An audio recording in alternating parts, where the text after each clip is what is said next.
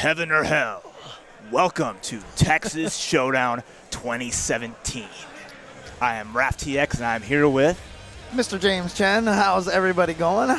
Hope everyone tuning in, having a great Sunday so far. Appreciate all your eyeballs here for the amazing top 8 of our Guilty Gear Xrd Revelator 1 That's tournament. right, yes, that's right. And we have a lot of really amazing players here today, you know, representing from all around. Obviously, hometown hero favorite Kid Viper is here.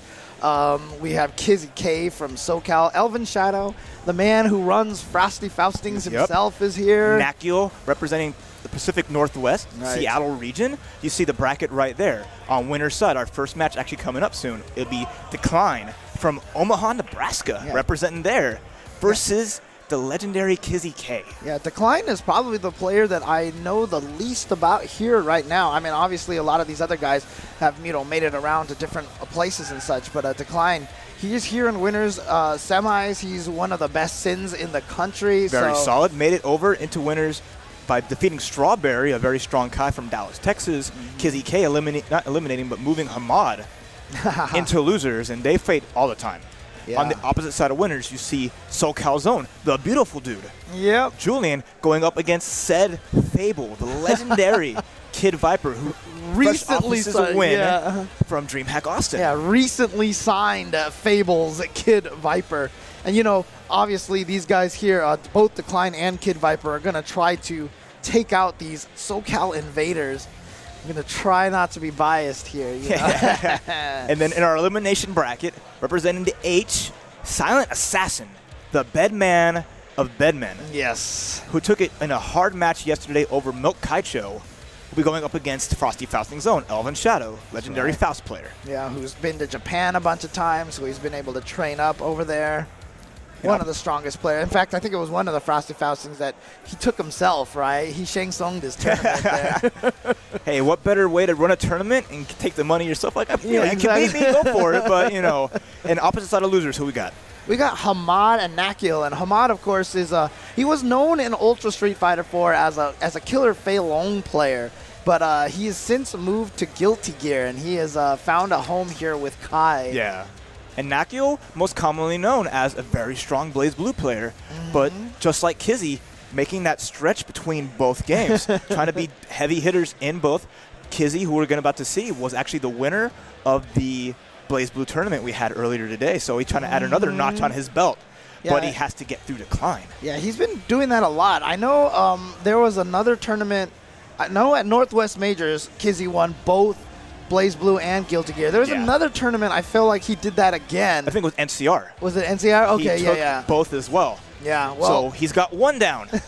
But he didn't win DreamHack Austin, so Guilty Gear might be a different story. That's right. Well, it is going to be a Sin Mirror to start.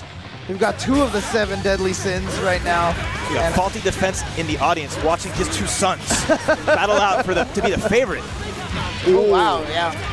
Great spacing there from Decline. Get the bull bash. Now here we go. Big damage in the corner. Wow. Kizzy's going to burst right at the end.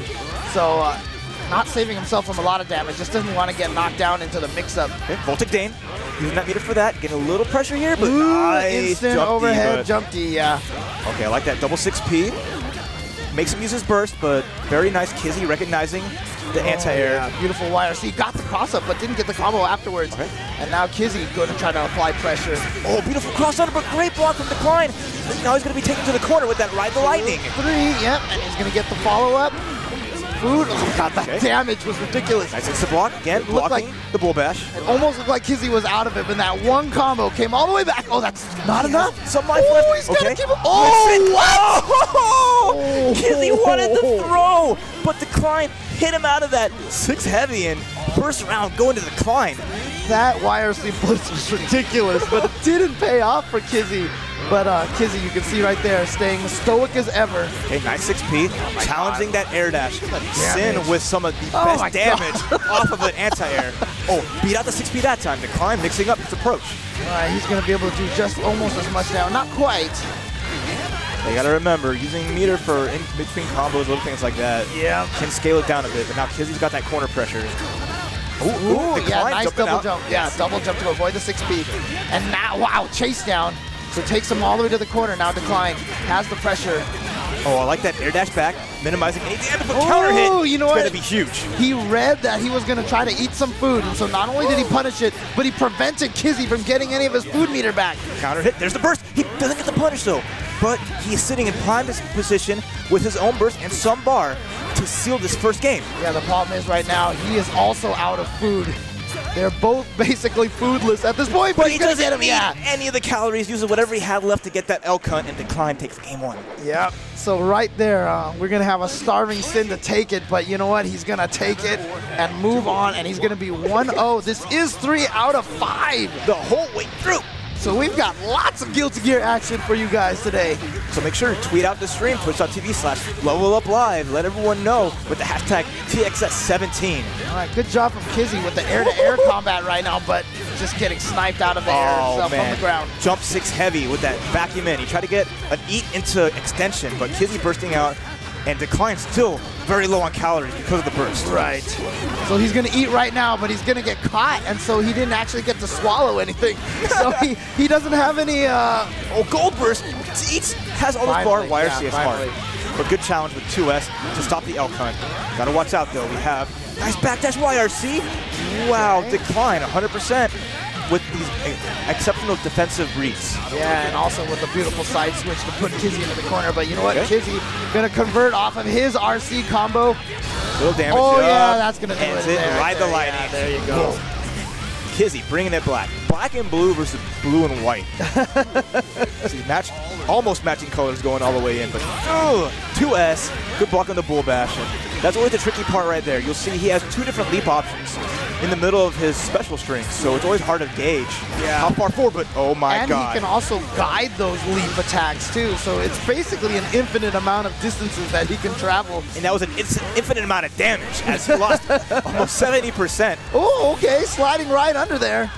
Okay, nice blitz. Just called them out on him coming down. Yeah, and gets him to use the burst, which is pretty important. And he's not only that, but he's tied them in life now. He's caught up in life. Oh my gosh. What great Decline pressing 2P, knowing that he was going to come down, but nice. Good stuff.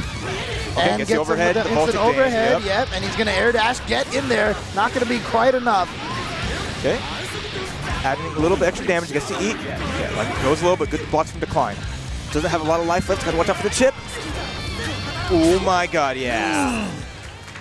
Great decision making there from Kizzy, tying it up 1-1. I had to watch out for the chip, but the Sin was more dangerous, so, you know. Heaven or hell. Duel. Sorry, I always have to make chip jokes when there's Guilty Gear on. Okay, calls out the beat driver with the L cunt, but a little too far to punish the DP. All right, oh. Yeah, nice conversion. Great beat, so he didn't have a real combo there, but you know, it still would have led to decent damage. Oh, got in again, right over the beat driver. Buttons. Yeah. Now here we go, some damage in the corner, and he's going right back in, but a missed time on that leap. And so now he's in the corner here, and now Decline going to do his best to try to get as much pressure as possible. But both of them out of calories again. Okay, nice. I like it. Run up, stop at the FD, making sure he doesn't get pegged by anything, but crosses past Kizzy. Gonna get some food, but Kizzy was ready. The tough part right now is Decline did not have any meter for a YRC, so he cannot eat and save himself. Big counter hit. There you go. Yeah. Leaped in. Dumped heavy from Sin. Such a hard button to deal with. May not get a big combo afterwards, but you can't second guess yourself. Yeah, like I said, the worst part right there is Decline had no resources. He had no calories and no meter, so he couldn't get any offense going at that point. What I love about how Kizzy bursts, he bursts in a spot where Decline uses up calorie gauge, so he gets the maximum time that he forces Decline to have to eat. Right. And maybe get a punish on that. Oh, yeah, you're right. So that one time he did it late in the combo, and I thought that, you know, that was a bad timing, but it probably was a good timing then. Boltic Dane gets the cross up, gets a hit from it too. Wow, that's going to be decent damage, but nice burst. I like that meaty 2D. Oh, chases him out of the air, yep. Gets the knockdown. Oh, but he's out of food! Oh! Young boy's got to eat. This is bad. And here we go. You can see right there, catching up in life, but what a blitz. Oh, and he got the counter hit because Kizzy let go too early. He let go too early, yeah. In the blitz exchange. Worked out really well for Decline. But Decline knows that that was a mistake for Kizzy, And you can see him even shaking his head right over there, not happy. But you know what? A win's a win, so Decline's going to take it. No, they don't want to be down 2-1. That's always the hard part. Oh, counter hit. Here we go. First danger time. Oh, here we go. Beautiful confirmation, knowing that he had all the time in the world run up, make him lose half his life. Oh, that was so sick. That was so smart with the mortal counter. He had plenty of time to land. Like you said, it's hard to combo off of RC. Wow.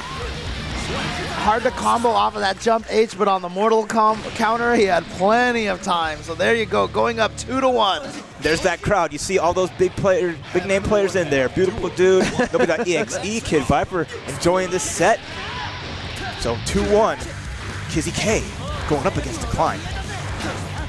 And it's like a slow decline. Is it 1? Oh yeah, it is 2-1. Okay, It's 2-1. It's 2-1. Yeah. Okay, beats the peak driver and gets the counter hit extension. Really nice from Kizzy. 100%, a lot. You see that's a strong player right there. These little hits, Guilty Gear is a game that really rewards you off knocking your opponent and capitalizing on those random counter hits, your spacing, and Kizzy showing why he's such a strong player. And that's, I mean, that's the beauty of the Roman cancel as well. The Roman cancel is really kind of what affords you that amount of creativity. And I always feel like when you play Guilty Gear, once you get good at your character and can really maximize your Roman cancel usage, it's unlike anything you've ever experienced in a fighting game. Oop. Kizzy just continued pressure. Know that counter hit. Knew that the 6P wasn't going to amount too much. Leapt forward, kept the block string, and Decline's taking a deep breath in on the receiving end of all this punishment from his own character. Okay, nice. Block of the bull bash. Block it again. All right, but look at his wrist gauge here. Already almost cranked up. Oh, okay, gets him. Oh, nice. And another extension. Yes. Yeah, the conversion off the counter hit without using any calories as well. And now look, there's pressure in the corner. All right, looking really good. Kizzy needs just 2 more good sequences to send Decline into the loser's bracket full of sharks. Oh, run up throw from Decline. Okay, got him again with that. What's the setup here, though? Oh, not really anything. It seems like there was an execution error there on his part. All right, now a big combo for Kizzy. All right, Decline has a burst, but he has to be really careful here. Oh, nice air throw. Oh, nice. Okay, L-cut, the big driver, using up a little bit of his calories, but that was a big counter hit from Kizzy K. Wow, just a raw driver there. And then the delayed jump dust. Managed to get a burst available, but that's his last chance here. Has to be really careful here, but Kizzy. Oh, the 6P right there. That's right. Yeah. And that was my bad, too. I thought Decline won the 3rd game, but it was Kizzy who won that one. When the colors are the same, it's really it's going to be hard to tell sometimes. Pick different colors, guys. No, I'm kidding. You get lost in the beautiful graphics. Oh, yeah. And you get lost in the amazing play from the one and only Kizzy K, who now sits in Winners Finals. Yeah, he has been on a roll, and you know what? You know, starting with guys like Kid Viper, who just got sponsored recently, I love seeing that, you know, a bunch of Guilty Gear players are starting to get sponsored. I know Marlon Pie got sponsored a while ago for Guilty Gear. Bears did too. Now he's Excel Bears, so he's another prominent player. We got a lot of players here for that are rife for some Guilty Gear sponsorship, including Mr. Kizzy K, who has been dominating all around the country. In multiple games. That's like a prime pick, you know? So if you're watching at home, you need some strong players. Oh, my God. I love Kid Viper's shirt right now. Because not only they got like the wrestling jacket. I'm not going to try to pronounce it. But he's got the LK shirt, the classic. Lord Knight. He may not be here, but he's here in spirit with the shades. I love that. It's so good. And, like, he's had these glasses forever. He looks like a sponsored player. Oh, there we go. Oh, there you go. And his opponent, though, not one to be let down in the style department, is Julian, a.k.a. the Beautiful Dude. Such a beautiful dude, man. Such a beautiful dude. Ask him about his fan art. Or don't, because you'll hear loads about it. Like, this man... This man has fan art? He has fan art. He takes a part in fruit challenges. He, like, gets bullied so hard, but people love him for it. And, you know, he's a fan favorite. Oh, yeah. Just like Kid Viper, so that's why this is going to be an excellent match. This is going to be tough, right? Because this is now character versus region for me, right? Yeah. So, like, who do I root for here? Because, obviously, Julian is my boy. He's from SoCal, but Kid Viper, he is the man that I aspire to be with my Johnny. So I love watching Kid Viper And look, play. and you have Stone in the background. There's double Johnny action right now on camera. Yeah, but you know what? Stone, he can, whatever. I don't care about Stone. So. He's the only Johnny player as old as you are. Yeah, I know, right? No, he's not even close. I know. But Kid Viper, obviously, one of the best players. He just took DreamHack last week. Not only did he take DreamHack, but he did it by defeating Dogura in Grand Finals. Dogura was able to reset the bracket, but then Kid Viper clutched it out in the end. And a lot of times, people always joke, like, whenever Dogura makes it out here, it's like, oh, free money for Dogura, but Kid Viper definitely put a stop to that. So probably one of the best Guilty Gear players in the country right now, if not the best. All right, Zato 1 versus Johnny. Julian, no slaps, beating Elven Shadow to make top 8. And the last time I believe these two have faced, Beautiful Dude did go down to Kid Viper, but this is a big turnaround here. Yeah, I know. This is a great start for Julian. Gets him with the dust. Now here we go, full combo, but gonna summon Eddie. Now here's the hard part. Yeah. Can Kid Viper block all this? No, you can't block a command grab. Damn Fang. Here comes the unblockable. Perfect. Yeah, there you go. Great start for Julian. But you know, all it takes is one hit for Johnny to start everything going. Yeah. Okay, there we go. Just a little coin, level 2. Makes a big difference. Yeah, all right, here we go. Into the corner now. He's going to be able to get the knockdown with the recoin. All right. Now goes right in there. Great defense so far from Julian. Okay, makes him waste. Ooh, nice Here invite help just to get him right. Just kind of put up a barrier. There's the burst. Got him with the combo there. Great awareness from Julian to see those hits. And keeps it going. Doesn't get anything knocked down because Eddie's dead. Yep, and now is the time to go in. Now is the time to attack, and here we go. All right, stuck it again. By-hander knockdown. Got him in the corner. He's going to get that. Yep. Wire sees why. Oh, the beautiful throw. Wow. Here's that little Eddie. No fuzzy, but another dance Fang. Okay, you know. Incoming unblockable. I think he mistimed it, yeah. Yeah. But Kid Viper staying in there. Oh, man, look at the damage. Bouncing up right now. What's Kid Viper's mix-up here in the corner? Oh! Whoa, wake up YRC just to get a preview of what he was doing. So he was able to block the air misminer. And if that would have hit, that would have been it too, so great work. Okay, unsummon little Eddie right on time. YRC's all over the place just to get in. Oh, Noboru! Oh, one more. Manages to avoid the Noboru. Have to be careful here. Little Eddie is dead, but he has meter for YRC. You see him right now, Kid Viper trying to faultless defense everything. He can't take any more chip. And I think he's at a level 1 as well. I love these summon unsummons. Oh, and the P! Eddie taps him in the ankles in game 1. Going to Beautiful Dude, trying to find and fight his SoCal brethren in Winners Finals. But Kid Viper, though, is down now. He's an intelligent player in the sense that he will make adjustments for it. So Beautiful Dude, maybe you can step ahead, prevent the turnaround from happening, but great momentum here going for your SoCal boy. All right, now, oh wow, look at that. Beautiful Dude just getting right in there with a low air dash. But nice snipe with the misfinder and a block on the burst, so he's going to be able to get the oh no! Oh, but drops the combo. Yeah, a little bit too high for the jump slash. I mean, the hard part of being a Johnny player is adjusting all your combos for the different hitboxes and weights of the characters, so Zato kind of wonky sometimes. The beautiful conversion on the 2S has him in the corner. Oh, he dashed a blow out with the blitz. But you know what? Doesn't matter. He's going to be able to finish that round right there on the misfinder hit. That grown man damage coming from Johnny, and now Kid Viper on the board with a round. Just trying to catch him with the misfinder. Okay, but unsummons Eddie. Make sure. Oh, no, he's still there. Gets a hit. Oh, well, is he gonna? Oh, he did not unsummon him in time, and so now he's got to sit here and wait for a little bit before Eddie comes back.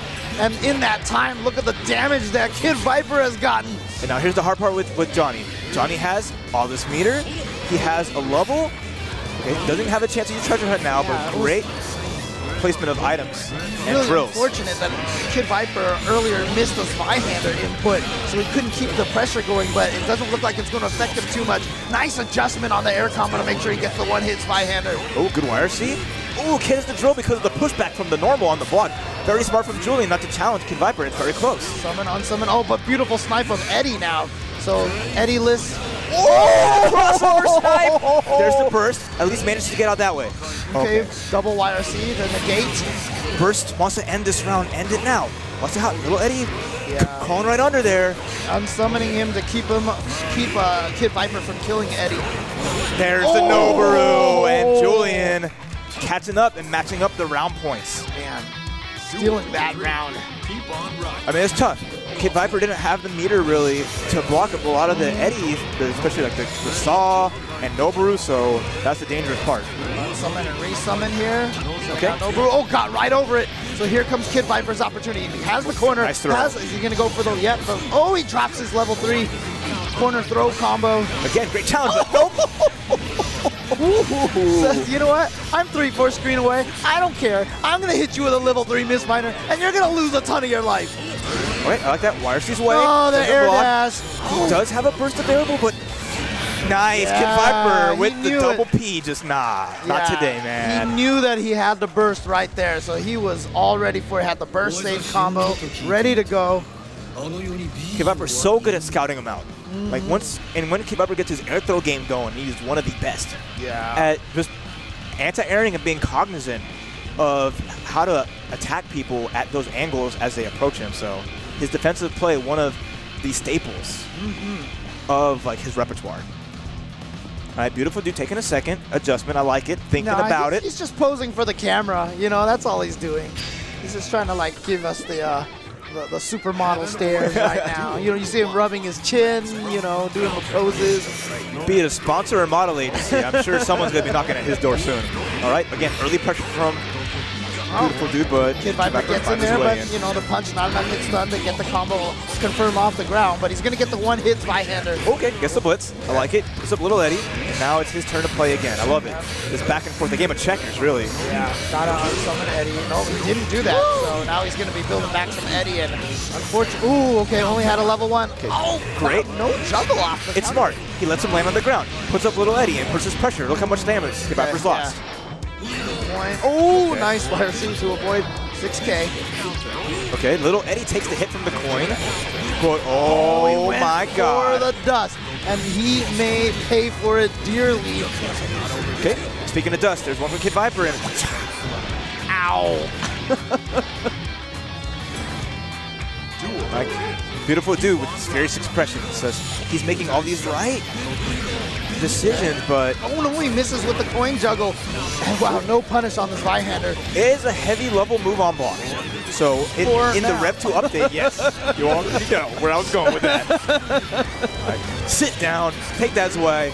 Now you got to hold this mix up. The instant air dash at the end. Reset into throw, but drops the throw combo.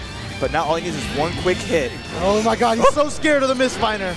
And goes in there low. this time low, yeah, Oh, and punishes perfect. the burst. And look at that. He even burst the coin, but the coin comes out so quick. Little recovery. Kid Viper now up 2-1. Yeah, you saw there. Great first game from Beautiful Dude, but Kid Viper, as you said, great ability to make these adjustments. And the second game was a little bit work for him, but that third game I felt like was a lot of domination for Kid Viper. Do you know what the tech should be for Beautiful Dude? Okay. Not a dust again, but the tech should be if you're down, if you lose 2 in a row, and you know that your opponent's got their theme song going, don't go to character select. Don't switch your character, but switch the song. the music? Put the music Okay. to what you want. Got to put on some birthday train for No, we Beautiful don't. Dude. The only birthday is mine later this month anyway. Oh, Catches the instant snipe. overhead. Oh, Shadow Gallery out of the air, catches him, gets a knockdown, and Oh, I like the Noboru. Yeah, Yep. just got caught meaty by Invite Hell. Let the little Eddie gauge come back up against the knockdown. What's He going to was be a trying to snipe the Eddie, but the Eddie Wow. first. Not going to be able to finish that combo off. Again, counter YRC to negate Kid Viper's YRC, but Kid Viper with way more meter. Yeah, the And classic. he just snipes him out of the air with a punch Mistminer. Kid Viper now at match point to move on to go fight Kizzy K. And you saw a Beautiful Dude waiting for it. He stopped in the air, FD'd, waited, tried to get Kid Viper to spend it, and then still got caught. A little bit of damage there. And level 2.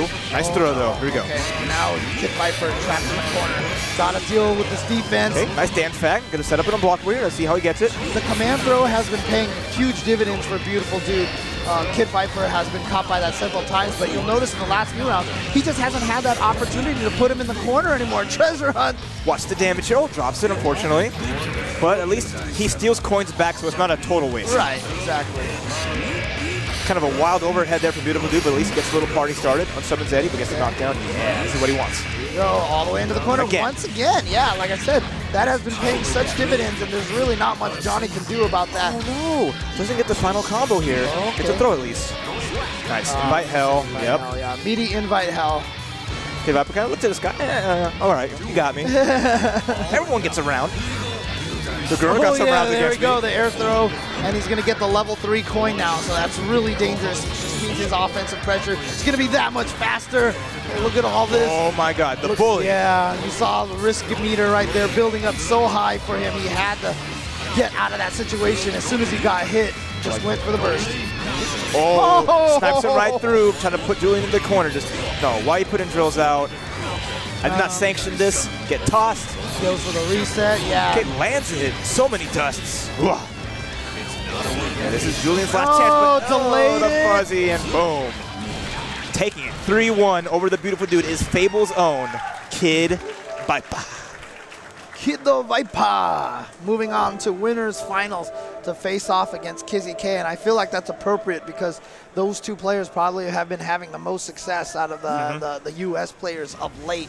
So no shock here that they're the two that are getting there. I would say so, but I mean, like, Well, without Bears, any East Coast, you have Bears and representing the Daimondo, West, of course. and then East Coast, there's always Marlon Pie, Right. traditionally makes top 8s, and minus the Eno doing really well as well. So, I mean, every corner has their players. You know, Lost Soul, who's making his entrance back to Guilty Gear, training back up, who was in early Revelator, a force to be reckoned with. Yeah, yeah. And always counted as one of, if not the best. So, like I said, there's countless amazing competition in any Guilty Gear tournament, and I just love the come up, especially, you know, with the drive that we've had. Yeah, I mean, as of late. it's really cool also just to see that these players are also traveling a lot more now. I mean, Kizzy's been doing like this world tour right now, but you know, all these players, and I expect Kid Viper to be at every Guilty Gear event now being sponsored. Yeah. Which is why, again, you know, get some more Guilty Gear players sponsored so we can get them at all the events, so we can have these guys face off against each other exactly. at every event. Because it's been a crazy week for Guilty Gear too. Earlier in the week, we had what was known as KSB. KVO/TSB that had some amazing Guilty Gear action all there. A lot of the East Coast players went there. Omito won the tournament, the Johnny player, of course, you know, who got a trip to Evo paid for, so he'll be featured there as well. So it's really sick that we've had every weekend. It seems like an amazing event for Guilty Gear. Yeah, and of course, Kid Viper's going to try to keep that Johnny winning tradition going on for this weekend. Until Rev 2 and the Bay Biken comes on out, yeah. I'm still not gonna. I've always said my first waifu is Johnny, right? But Biken, second waifu. So there you go. But I'm excited for. I see you're exploring your anime nomenclature. You're trying to expand your vocabulary, trying to fit in. I appreciate that. Trying my best here, but you say all that with Cameo on your shirt. Yeah, I know. So hopefully he doesn't hear you. I might upset her a little bit. Like I said, Guilty Gear waifu. I've got my Street Fighter waifus, and you know what? I could also get her in bead form as well if I bought her from the Dynamic Custom Beadwork site. Of course, you can get that right now. You can get 25% off of your purchase by using the coupon code MARVELISDEAD. R.I.P. And I talked to the proprietor of DCB, and he just said that he's just, you know, trying to inspire the Marvel community to prove him wrong. He said he did the same thing with the U.S. players in Street Fighter. He had USA is free, I believe, at one point in time. Knuckle do shut him down quick. So there you go. So you got a booth here too. Yes. People have picked up a lot of his stuff. I'm glad Curtis can make it out to his first Texas Showdown. You know, you can always tell where he is. He's always wearing that Mad Hatter hat. Yep. And a lot of other great support too. You see from behind us, we got this awesome party pack on the table here, representing Controller Chaos. This awesome custom Texas Showdown pad. Look at this. They got the Texas Showdown logo here. I even just like the fact that this button is red off to the side over here. It's like three black buttons and a red button. I appreciate that it's the Persona 5 colors, that red and black. And there you see, you got the exclusive coupon code, promo code Showdown to get 10% off your online purchase. either PlayStation 4 or Nintendo GameCube. Those guys put amazing stuff out. They've even done a modded Switch.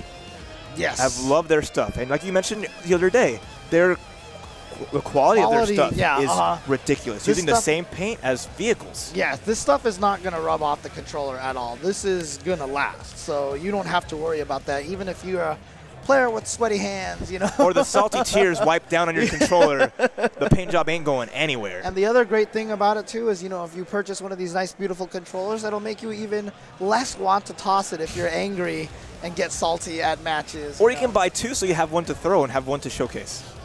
Just saying. There you go. With 10% off, why not? Yeah. We have other neat stuff behind us. You see the Hori stick, and then Funimation bringing some cool little swag to showcase, based out of Dallas, Texas, and a longtime supporter of the Texas Showdown. I'm gonna probably say too much here, Raph, but I know everything about being a salty player. I could probably pull out my Super Nintendo pad from a long time ago and show you the teeth marks in it. Oh my God! From one time I got really, I don't even remember what game I was getting salty at, but that is the level of Chen Salt that is capable. Just biting whatever he can in rage. Now his denture's at least a little bit stronger now. So I was just exercising my jaw muscles. That's all I was doing. All right, we got our next match on deck. You see him sitting down, representing Frosty Faustings. It's the one and only Elvin Shadow, and his opponent, like I said before, representing Houston, Texas, my man, the Silent Assassin. The Bedman, loyalist to Bedman, puts out the tech, is so helpful. You know, GC Joshi, eat your heart out. It's his time to shine. Now, they trade a lot of stuff. They talk some mess, but this is funny, too, because this is actually a matchup that Elvin Shadow hasn't done too well tournament-wise. Interesting, okay. I remember one Evo, he did lose to GC Yoshi in the team tournament to win the tournament to trip to Japan. Okay, yeah, no, Silent Assassin, I remember when Sign first came out, I was having trouble fighting Bedman, and he was giving me all the advice, on how to fight that character. And that's the kind of player he is. He's always there to trade war stories, tell you how to fight his character, but he will still beat you. That's how confident the man is. Look, you know what? A lot of people don't realize that the day of saving tech is kind of over these days, and now you're going to be a better player if you teach your opponent how to beat you, and you can still beat them. Yeah. Like that is how you get stronger as a player. Let's just talk about his wire seat. And the cross under. Yeah, that was high up in the super air. smart. Okay, goes for the jump D. Doesn't quite get anything off of it, but now Elvin Shadow with very little life. Yeah, wasn't ready for the 8-way air dash. Came in and took him out. Silent Assassin going 1 round to none. And Silent is just known for all of his patience. Okay, there's the first 6H, the move that all the bedmen are sad, but everyone else excited that will be gone soon in Rev 2. I'm not going to miss it. I'm not going to lie. But yeah, I mean, if you guys are unfamiliar with Bedman, what you really want to pay attention to are those little seals that get planted, like right there. You can hit those things and you can get rid of them, and Elvin Shadow's been doing a good job removing them from the field. See, every time they're there, he's actually managed to hit them so that he can't do the deja vu and summon the... Nice block on that. That is punishable. Elvin Shadow decides to burst then and there. Yeah, uses it great to his advantage, too, because right after the burst, look at this corner control that he's gotten and the damage. Here comes that ever so dangerous helium. No, I'm kidding. Oh, man. The best item in this repertoire, but nice 6P. One mix-up here can do it. I like the meaty. Oh, and there's the throw. Silent, not afraid to try to toss his opponent on wake-up like that. See, they're adding Giant Faust. They're adding Giant Meteor. Golden Hammer. Golden Hammer, the 10,000 weight. Why didn't they add, like, super helium? Like, they should have just made it so that the voice goes even higher. Because then characters like Jam would be more unbearable. Okay, there's a scalpel pull.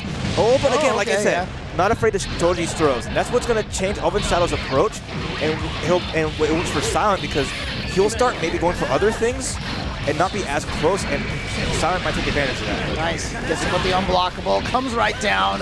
Oh, but a little too far, yeah. Oh, and there's the first meteor of the day. All right. Oh, I get jumped in with an FD, trying to avoid it. If it was Nage, that would have been the 8th meteor of the day, but, you know. Do not think too lightly of the item luck that Elvin Shadow harnesses, known for just getting BS all day. Well, he's gotten that first round here in game number 2. Again, it is 3 out of 5. Oh, beautiful conversion, but not drops quite, out of the bed press. A little bit too high up. Wasn't going to get caught by that whole thing. Yeah, you can see he's even using the bag toss to get rid of the seals. Oh, what? Wow, he just rolled up enough, and then, ooh, that's a big, hasn't bucked the C-Tech yet. Oh, wow, using the upper invincibility on the dust to avoid that attack, but look at this. It's almost full body, honestly. Oh, yeah? Okay, all the way through. All right, now this extended pressure, using that deja vu, keeping Elvin Shadow from getting a chance to escape this corner, but counter hit, not quite it, but, oh, no punish. Yeah. All right, Wait it out. At the right height that time, and just got stabbed right out of that 6H. That's how Silent is not afraid to challenge people in the gaps. He knows these spots, be it 2P, be it that slash you see there, he's always going to go for little things like that to keep you honest. A lot of the pressure isn't true block strings, it's just really scary, so it's hard to try to do something in between. That 6P hurt box, but Elvin Shadow manages to hit him out of it. Hit him out of deja vu. Using that 2H to launch him off of the scalpel stance. And what's super nice is you see Silent, as Elvin Shadow is coming back down from his jumps, he will just whiff P to wait for that prime time to hit a 6P and get the anti-air. Ooh, okay. There's a double. A little bit of corner pressure now. Not going to be able to combo off of that. Tries to get in with the air dash, but has a 6P all ready to go. I think he scouted out maybe a burst there. Oh, there's the unblockable from the puddle, or the pad, sorry. Okay, Tech S. That's, oh, there's a burst. Oh, nice. Yeah, the burst OS ready to go. Blocks it. And 2-0 for Silent. Yeah, and this is loser's bracket, so the winner of this moves on, but the loser of this is out of the tournament. So Elvin Shadow now fighting for his life here. Fighting for those Burst League points as well. This tournament will also award, I believe, top 8 points in that valuable league to get awesome prizes and other stuff. Shout outs to Barry UNLV, of course, for helping arrange that. I know a lot of other guys are getting involved in that as well. Silent licks his lips. He's hungry. He Well, knows. I mean, he looks so calm though right now. Ready to finish the deal. He's just like, you know what? It's gonna be just, you know, another day in the office, pretty much. There's no one as chill as him until it comes to time to complain about Rev 2. Then you get a mouthful, but I mean, to be honest with you, just looking through the patch notes, it really does feel like Bedman kind of got the short end of the stick. Nice conversion. That's the thing. That shows the experience he has with this character. Oh, I love it. The deja vu sniped Elvin Shadow out of the sky, and this is looking really grim for Elvin Shadow. He just spent so much of his time in the corner here. Yeah, it's hard to deal with. Crouched a little bit too early there. Here comes a bomb, so you see Elvin Shadow, unfortunately, also had to pull back a little bit and curb his offense just a tiny bit. Tries to get in there with the YRC, but just not enough.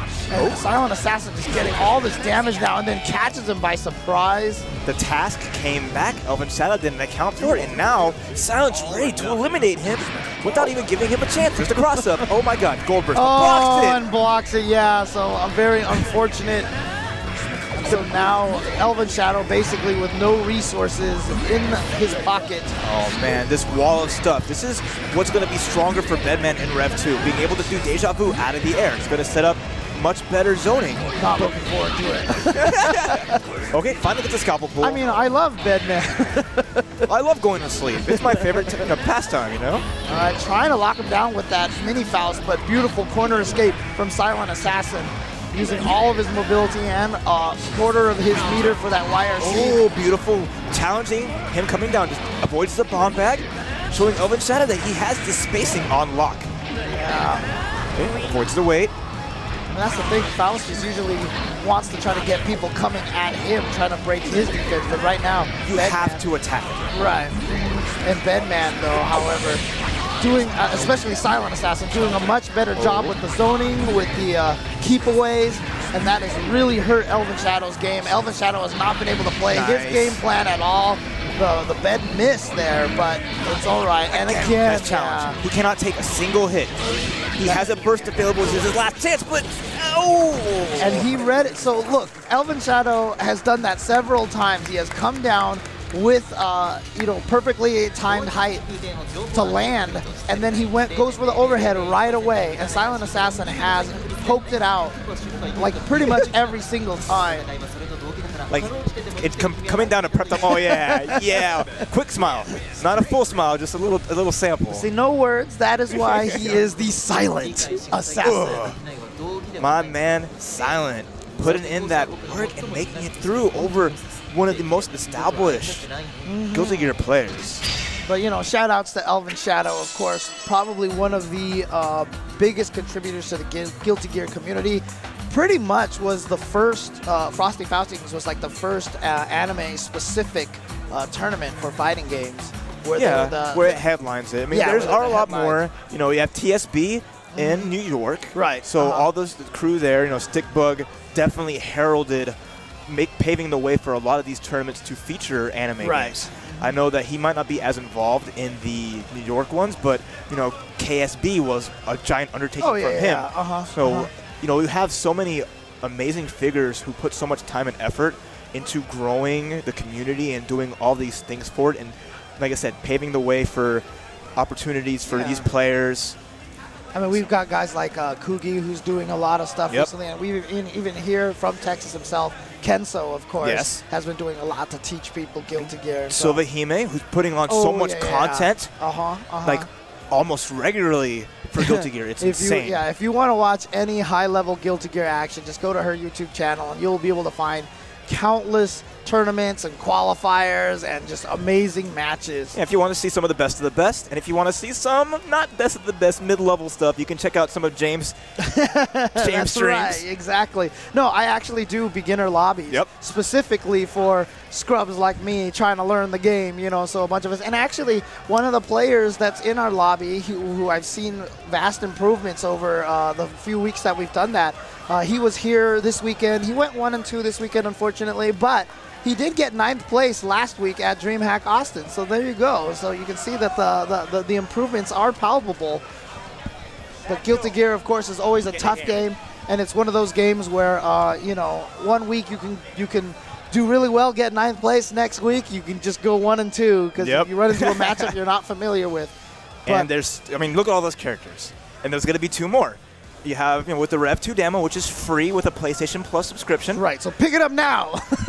Pick it up. James Chen will come to your house and beat you.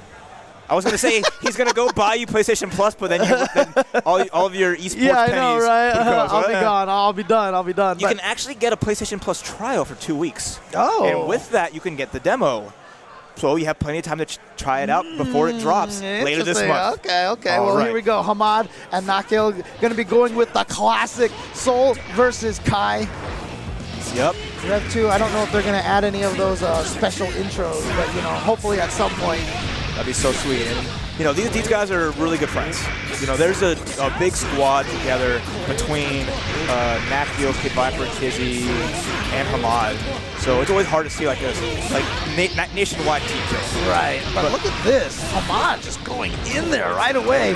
Lets him fall, gets the setup, the meaty setup, but nice. I like the YRC attempt to get him with the air throw. Didn't quite pan out, but Nakio just a little bit too high up in the air. Jumping slash missed. He's got to do a lot of damage, but you know what? Soul can dish out the damage, but at basically no life now, oh, well, this is going to start a counter hit after. Yep.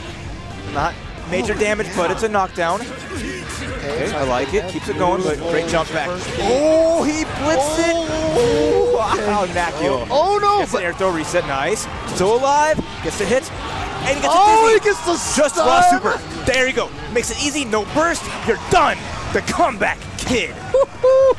And the audience just going like the clap. Almost as if to illustrate what we were talking about. Soul is definitely not one of those characters that you can rest on once you get a big lead like that. It just takes one counter hit Fafner. You're in the corner. You're taking big damage.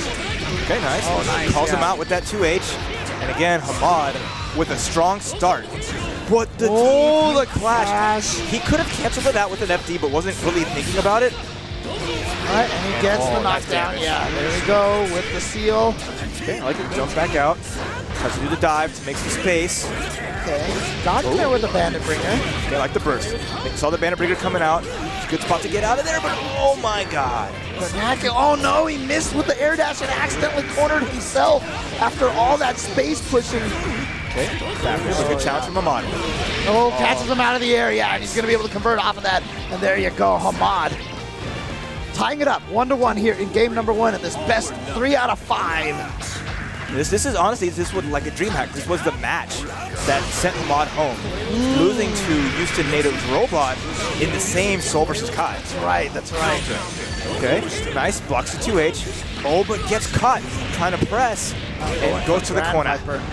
Yeah, takes him all the way to the corner with Grand Viper, and now here comes the pressure. Okay, like that, 6B extended, and then backs away. Knows Hamad blocked it. Using his meter for the nice Gunflame YRCs to keep that pressure going with. Speaking of projectile YRC, Hamad doing the same thing with the stun edge. Oh, run up throw. That is the Hamad right there. I have seen Hamad do that like 90 times already. Run up throw. Oh no, not again. Oh, counter 2H. That's big, but oh, there's the call out. Nice, and Hamad taking game 1 over Nakiel. All right. So Hamad, again, one of the players who started off originally in Street Fighter V, then discovered the greatness that is Guilty Gear and has put all of his time here into this game now. You can see it's paying off because he's here in top 8 at Texas Showdown. Not an easy tournament to place high in. Gets the burst punish, very nice, but drops the follow-up, but luckily recovered in time. Yeah. Looked like he was almost kind of thinking about the follow-up, like, should I uppercut here or should I set something else up? And so he just uppercut it a little too late. And look at that respect. Hamad was in the corner, but he just basically jumped his way out of there. Yeah. And now he's just trying to force Nakiel to overcommit to something. Beautiful YRC on the air stun edge earlier. Catches himself Safe, to jump out. yeah. Hamad always aware of what his opponent wants to do. Very smart at that, but there's a DP.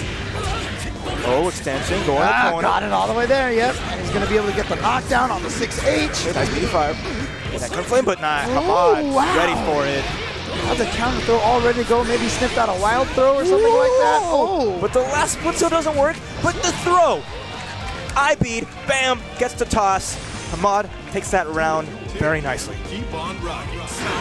Go starts right with a sweep, gets the counter hit knocked down. All right, letting those DPs walk a little bit more. Nakiel showing Hamad that. Oh, he wasn't expecting to catch him out of the air, I don't think, but that crouching does 2D. Fafnir punish on that 2H. It's gonna be nice. Just goes for the knockdown off the Volcanic Viper. That's the setup. Oh, that was cute. Yeah. I like it. Looking like a really strong round for Nakiel. Gets an extra hit. Uses the burst with slow life. Wow, yeah, I'm not sure about that one. That was one of those, I hate getting hit right now. I just want to burst. And now he probably, if he can make this comeback, more power to him, but he's going to start the next round potentially without much burst. Stay there. Get in that corner, bro. But you know what? Oh, nice block on the raw dust. Gotta watch out. Nakiel has a lot of bar, though. Oh, just YRC. Yeah, he was expecting a wake-up Volcanic Viper, potentially. Yeah. Wake-up DP. Oh, trying to get over there with a Greed Sever. Yeah. Yeah, that's what you get for using Greed Sever. Greed Sever in neutral, how dare you? These unblockables, online unblockables. Oh, and just like that, he even backdashed and still got clipped. Oh, there you go, run up throw. Doesn't matter the corner, though. He's going to go for a setup here. Gold bursts out of it, and the challenge from Hamad got Nakiel so little life now, but again, a throw. Go out of the offense, so he keeps turning Nakiel's offense around to his advantage with those nice snipes on the throws. But here we go. Nakiel going to get some damage, gets the knockdown into the corner pressure. Ooh, caught the backdash. I love his patience there. And then finally gets a wild throw. That's like, I feel like that's like the first one we've seen all match long. Okay. Nice extension. I love the combo there. Gets the knockdown. Hamad with the burst. Oh, did he block? Yeah, he got caught by right. Oh, and got the seal cross up. And then the Greed Sever. He did something. You could see Nakiel pressing the stick like I pressed. I knew someone was coming. He pressed. I don't know if it was 6P. Who knows? Hamad now up 2-0. Let's rock. 2-0. All right, Hamad getting in there with a low air dash. All right. Not even 10 seconds in. Got him in the corner. That's a punish too. Yeah, okay. So he's going to use his burst right away. Give him a chance to build some burst back in this round. Nice. Hamad. Anti-air out of the air, but drops it. Yeah, a little bit too high to get the juggle on the vapor thrust. Oh, Roblets. It's okay. Hamad's like, I'll take this space. Come at me. Oh, anti-air P. Hamad controlling every angle. Hamad has looked dominant this entire match so far. Nakio got the hit finally, but a nice burst just to kind of kill the momentum. It's almost like, you know, I don't know if he needed to burst there. Obviously, he had a lot of life, but I just feel like that's just a discouragement. It's just such a discouragement to Nakio because he just hasn't been able to get anything going. And even while he's trying to get this run back, the comeback on that round, a burst comes out. Confirmed. Okay, there's a blitz. I like Hamad running away, getting out of the corner. Even if he blitz back, that's fine. Yep. Here we go. Oh, got in there, yeah, but wow, didn't get the 2D to combo there. So didn't get the knockdown. That was going to give Nakio the chance to get out of the corner, and yeah, you can see now what he's going to get off of that. He's going to get the knockdown. Here's the pressure again. Just goes for raw, meaty gunplay. Yeah, it's a punish. Yeah. Oh, there's the bandit bringer. Not close enough, but yeah. Beautiful dude, like, dang, dude. Shout out to the cameraman putting Julian on the spot. Clash right there is going to give Nakio the ability to get in from the jump. There we go. Oh, that was nice. And Hamad didn't take out, but Nakio put himself in the corner. This is where Hamad wants him. And he just eats the stun edge. Now, that fireball is still active back there. That's crazy. I really like what Hamad was doing. The spacing that he had there was just trying to prevent Nakio from getting out of the corner, but Nakio still managed to escape. Yeah, here we go. Knockdown, and he's going to get the pressure now. Good back dash from Hamad. Getting the split seal out, but no. YRC in the fireball.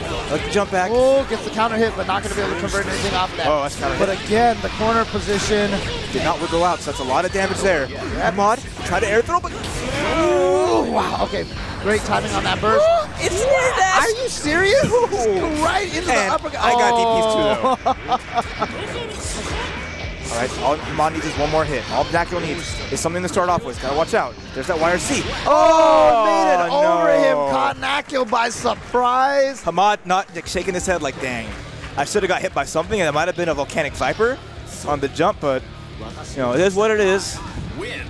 Hamad trying to stay as hot. Look at him. He's still shaking his head. I mean, really in his brain right now, he's like, yo, that was sick. I mean, but, you know. No one wants to beat their, remember, no one likes beating their bro. Yeah, that's true. And that's the big thing. You know, he had to fight Kizzy in winners side, top 16, and then he had to fight Nakio in losers. So it's just like, you're taking out your squad little by little. It's never a good feeling. Yeah, but again, once again, Nakio now tied for 7th place. Great job to him, making it this high up. Again, Texas Showdown here. This tournament has been very, very stacked.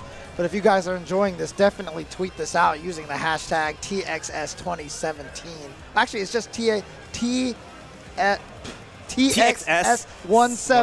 I'm getting dyslexic with my letters. You're mixing yourself up. Yes, exactly. That's the biggest thing. Exactly. All right, and then you see... It's called senility. I think you still got a few more years left in you. Yeah, I know. You got still some gas in the tank, so no worries on that. Oh, man. I wish we had tournaments like this when I was growing up. Hey, Texas Showdown's been around for a long time. Yeah, I know. Texas Showdown has been one of the best places for Guilty Gear action, even you know, before the fighting game rebirth. You know, this age right now where it's just the best time to be a fighting game player. You've got like 7,000 games coming out. You know, you have a. How do you make the time for too many games? Yeah, but you know, it's rough. It is. It's rough, but at the same time, you will find a fighting game that you like. Exactly. You know what I mean? You will find one. So, you know, you've got plenty of time. I mean, you know what? You can even test out Guilty Gear for free right now. It's free for PlayStation Plus users. Guilty Gear Rev 2. If you're waiting for Injustice 2, hey, you play some Guilty Gear, get some time there. Yeah, You're waiting for Uniest, hey, you know, there you go. Yeah. You're waiting for the update to Street Fighter 5, there you go. Keep waiting. Anyway, you can see right here we've got Decline going up against Silent Assassin Decline, who went down to Kizzy K in the Sin Mirror match earlier. It's always rough because you start in the winner's bracket and then you lose a match to this one. But Silent Assassin obviously won a match to get here, so he's on a little more of a high than Decline. And he's happy about this. This is a good pick for him. Yeah. You know, follow the Texas scene, faulty defense. He does a lot for our community. So there's no lack of Sin experience. And as you saw, like even if you don't have a Faust, you saw how well Silent approached the matchup. That's a testament to how much time he puts into his character and discovering all this stuff. Okay, nice air throw. Now I feel like I need to make a Testament joke, but I'm not going to do it. I'm not going to do it. You can just say, put Testament and Exerd. That's for you, Owls.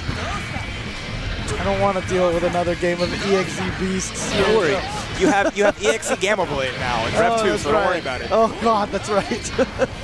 All right. But Decline here, yeah, not doing well here on this first round. Oh, mistimed the Deja Vu. A little bit of a hit, but I like the backdash from Silent. All he needs is a couple more damage. There you go. No, just got clipped, yeah. Oh, man, the disrespect. The post-KO hit. Yep. It used to be you activated instant kills. This is like, that's like light bad manners. Bad manners light, using that meter for that. Yeah. And of course, if you taunt afterwards, you give the opponent some free meter for the next round. So but if you give them some respect, which is the opposite of the taunt, which is in the game, it's so cool that this game kind of has both things. Okay, yeah. Baits the burst, but Silent makes his way out anyway. Okay. And now here's all the garbage on the screen. Can Decline make it through the beds, the heads, the bed heads? No, there's the burst. And Silent just needs one dink, and it's going to be it. I like him jumping back in the fuzzy jump. All right, go to nice challenge. Counter, yeah. Silent Assassin was ready for that. Now this is going to be a decent amount of damage, but he's got to get some calories back first. And unfortunately, that kind of takes out his offense a little bit, allowed Silent to get out. Oh, nice 6-speed, but it was so far away that he wasn't able to convert off of it. Okay, watch out for the task coming backwards. Oh, he had a block, and there's the throw. Yep. Oh, that thing basically was the monkey wrench in the entire offensive plan. He's going in. He's like, I got this. It's my turn. And then it's like, oh man. Just watch like Bedman's animations. They're so funny. They're so funny. It's like actually the top of the bed is like moving around like a clock. And then if you just sit in neutral for long enough, Bedman just actually just goes back to regular bed sleep. He just goes to sleep. He's like, no, you're not doing anything. All right, he's got the Deja Vu. Oh no, he took out the seal. But now the hardest thing to deal with is usually the bed press. He hit Sin, and luckily he hit the seal out, so there's not going to be a factor right now, but he has lost so much life. Yeah, every one of these rounds has started. Oh yeah, look, he tried to eat a screen away, but you know what? Bedman can hit you even from over there, and he gets the launch for now. Yeah. Well, on counter hit, I think the launch is still there, and eat is in counter recovery a lot of the time too. So okay, gets the overhead. Decline look a little better, but well, was trying to bait the burst out. It looked like, or maybe just dropping combos on Bedman. That's one thing you gotta get ready for. The weight from Bedman causes a lot of combos to fall out and drop out on you. I mean, that's a king-size mattress. Not a twin size. You gotta make do. All or nothing. All right, again, Silent taking advantage of all these little drops. That's the big thing that's hurting Decline so far the most. Gets a counter hit, keeps it simple, doesn't eat, but wants to get an Oki situation. Oh, there you go. Nice. Yeah, yep. There you go. And look at the damage off of that anti-air. He still has not eaten yet. That might hurt him later on through this. Gets launched. Here we go. Knocked down and put under the pressure. Great blitz, but look at Silent Assassin just says, you know what? I'm not even going to challenge it. I'm just going to get out of here. I don't even want to deal with it. Yeah, doesn't have the Deja Vu. Okay. Gets that crouching firm. All right, now it's dangerous. Decline in the corner. Okay, there's the task. Coming up from behind. Cross up, 6 heavy. Wasn't ready. One more time. Yeah. No. And then stayed on the same side. Silent Assassin. There's nothing silent about the way that he is assassinating Decline right now. Just another day in the job. Yeah. With a bed that Magneto would be proud of. All right, there we go. Again, Silent getting to space. This is what, counter hit. This is what Decline has to avoid. He has to avoid letting Silent make room with everything, but you'll see Silent will hang himself there just a little bit, just to force to see what you're doing and make the right adjustment. But okay, Decline making a good adjustment on the combo. Okay. And again, doesn't go for the food, rather go for the offense. He's not too low on calories right now. That worked out so well. The bed hit, oh, man. And he got the side switch. It's going to be so much damage in another Oki situation. Okay, throws the teleport. Okay. It's coming back. Watch this. Yeah, look at this pressure. Yeah, what side am I on? Took him to the other side. He has 2 fireballs, the one that's really fast and the second one that starts off a little bit slower, but as soon as it hits you, he teleports right next to you. And if you're just not aware that that is something that's going to happen, he's going to catch you by surprise every single time. It took me forever to get used to that. And the quake of the airbed managed to hit. It's kind of a weird hitbox when it comes down. Okay, but look, he's got the guard rage cranked. There's a lot he can do right here. Yeah, the risk meter is way up there, and he's got, okay. But you know what? All those counter hits came from lights, so it really just didn't pay off to have the risk meter that high up. Okay, there was the spin. Nice chase down with the 6 heavy, but doesn't really get anything from there. Okay, he's keeping this pressure going. And dead angles. Tries to get off me. I'm trying to set up stuff. Task comes back! Took him to task, and now into the corner. All right, I'm waiting for the classic silent assassin throw. When he really feeling himself, he will literally just roll up on you and get a throw. You might see it coming up soon. Oh, okay. no. Here we go. Counter hit on that, but great block. But good awareness. Jumps after and get some food. No counter hit. Doesn't pattern. Oh, 6 heavy. One more mix-up's going to do it. Oh, instant overhead. Oh, there it is. And Decline with the small, like, damn. That's unfortunate for Decline. I mean, he came in here, like I said, wasn't the player that I personally was familiar with, but you were telling me one of the best sins in the country. Came in here on the winner's side. It's always one of the toughest things to do is to come in on winner's side of top 8, lose 2 matches in a row, and get sent home like that. That's a rough one. But then there's the feeling that Silent has, winning 3-0 against 2 strong players, not beating Oven Shadow clean. That's right. And then just taking Decline in the same way, honestly showing the most confidence that any of the players have right now. You know that he's feeling good. If you're taking out 2 people 3-0, so there's actually a weird subtle advantage of starting in the loser's bracket. Yes, you're 1 elimination away, but you get more matches in the loser's bracket, and you can kind of gain this momentum.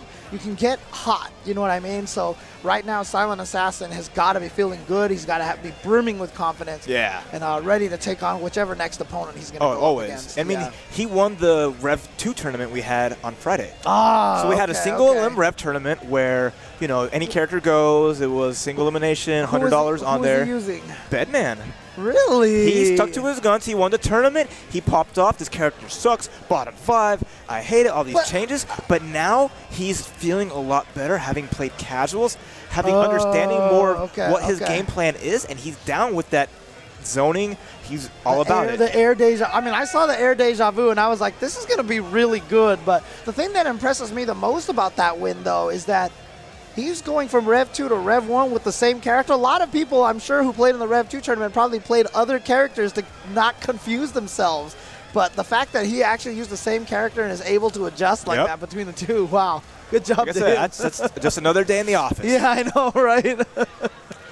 Speaking of office, you got Hamad with a nice little button-up, looking sharp. Man. Going up against, in his loser's match, against Julian, a.k.a. the beautiful dude. So, Zato 1 versus Kai. Once again, getting the kind of a classic match. And again, if you guys are new to Guilty Gear, Zato 1 is largely about controlling Eddie. And if you remember in the older games, he was known as Eddie. Now he's back to being Zato 1, which he originally was. I could tell all the lore if I need to, but basically you have to control him. Pay attention to that Eddie meter above his super meter. Yeah. Anytime Eddie gets hit, or if you let that meter drain, it turns into a little red X, and it's got to build all the way back up before you can use Eddie again. And honestly, when Zato does not have Eddie with him, makes it very, very hard for him to get anything going, and he really has to play defensive, and that is the time that you need to go in on him. Oh, and speaking of going in, Hamad with the fist bump. Was waiting for it. But that's the thing about Julian. He's so good at gauging how much Eddie he has left and playing without Eddie when he has to, using his YRCs to slow down, help his defense. He'll use all his resources to have Eddie build back up so he can have that going. And this is going to be big on seeing how Hamad challenges some drills and the little gaps that he has there. Hamad trying to get the crowd hyped up behind him. He's like, cheer for me. And I think I heard one person go, yay! Woo, Hamad, yay! All right, the pressure going right away for Hamad. Trying to keep Beautiful Dude stuck in this corner. Beautiful Dude just trying to fly out of there. Okay, nice checks. Hamad's just waiting for invite help. He does a close one, but kills little Eddie. Very smart. Yep, and so now he's got to try to bide the time for the Eddie meter to go away. So he was trying to apply some invite hell pressure. Man, gets checked. God is just running all over Beautiful Dude right now. It catches him low with that standing low. Yup. Nice round. Hamad clearly carrying this momentum to start off this match. I mean, that gameplay that round was definitely the ugly move, because that just, he just did not get anything going that round. Gets a throw, very nice. All right, here we That a go. little too high, but now it's his time. Yeah, now it's his pressure time. See the Eddie meter drain? He's going to have to... Oh, the burst killed Eddie. And so now he's going to be Eddie-less for a little bit. That's fine. Eddie's back already. Gets the knockdown. This is what he wants. Okay, we got the saw. All this pressure, nice and fuzzy, but great blocks from Hamad. Caught him low. All right, Eddie's going to be dead, but he's going to have enough time to build it back. Right. Okay, you're going to see a drill wire, see, possibly. Oh, no, doesn't get a actually punish. saves the meter. Oh, gets him with the wire. Oh, nice. Conversion off of the invite hell. And that Eddie was, right there, that move was happy as Julian was when he saw it. Okay, checking him, but great. Hamad killing little Eddie instantly, not letting that happen, but good challenge with that jump Nice, kick. yeah, the air-to-air. Oh, and he falls on the invite hell. He has it all ready to go here in the corner now, trying to bide some time, using the YRC, I feel like, just to gain that Eddie meter back. Oh, Drunkard Shade, very smart, but Hamad punishes it just barely. Oh, the challenge! It calls out Eddie. Here we go. All right, he's going to be able to take him all the way into the corner for this. Yeah. Knee drill. Oh, but he takes out Eddie, yeah. After you block the invite hell, just kicked him right away. Yeah, I'm expecting a dead angle soon, but oh, he tried to YRC, gets thrown out of it. It's looking good, but good blocks there. Gets thrown, that's what you get from blocking. Oh, okay, now he's gonna get the meaty pressure. How will he burst? Okay, no, dead angle, there he goes. Very smart. Okay, hides little Eddie back there, gets the kill, throws Zato, and here comes the burst. Oh, there it is, Wop, yeah. wop. Very, just right before that, on the same mix-up, he just did the double jump to stay in the front that time. Air dash to get to the other side. And then caught Julian. YRC'd Yeah. as well. So even if that didn't kill, he would have got one last hit before the burst came out. Man. Good stuff to Hamad. He's taking it 1-0 over a beautiful dude. Who so far has played exceptionally well. When he's had his turn, he's done well. His offense has been pretty crisp. It's just tough being on the receiving end. Your character doesn't have reversals, doesn't have the fastest normals, so it's one of those things of who gets who on defense. Yeah, and if you're fighting against Zato, the one thing that you really have to do is know what the true block strings are, what the true setups for Eddie are, and you got to call your opponent out when they use the non-true ones, like we saw earlier when Hamad was just able to kick Eddie and just take him out right away. And that's information for Beautiful Dude that he can regular summon or do another drill. Right. To call out him pressing the buttons there, and that'll lead to either a safe Eddie summon or those things like that. But That's the mind games. That's the mind games. That's why it's a beautiful, beautiful mix-up, beautiful mind game there. A beautiful mind for a beautiful dude.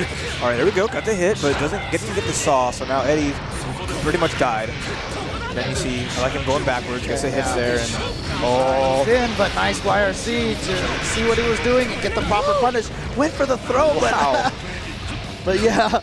Beautiful dude's like, I've seen you do that a couple of times. I got you. I got you. Another 6P. That's what he wants to establish. Right. If you think I'm going to do Vapor Thrust, then you're not going to be as close anymore. You can give me that freedom, but goes low, gets the dust. That's going to be Beautiful Dude's round. If he finishes, oh wait, nope. Oh. Amorphous.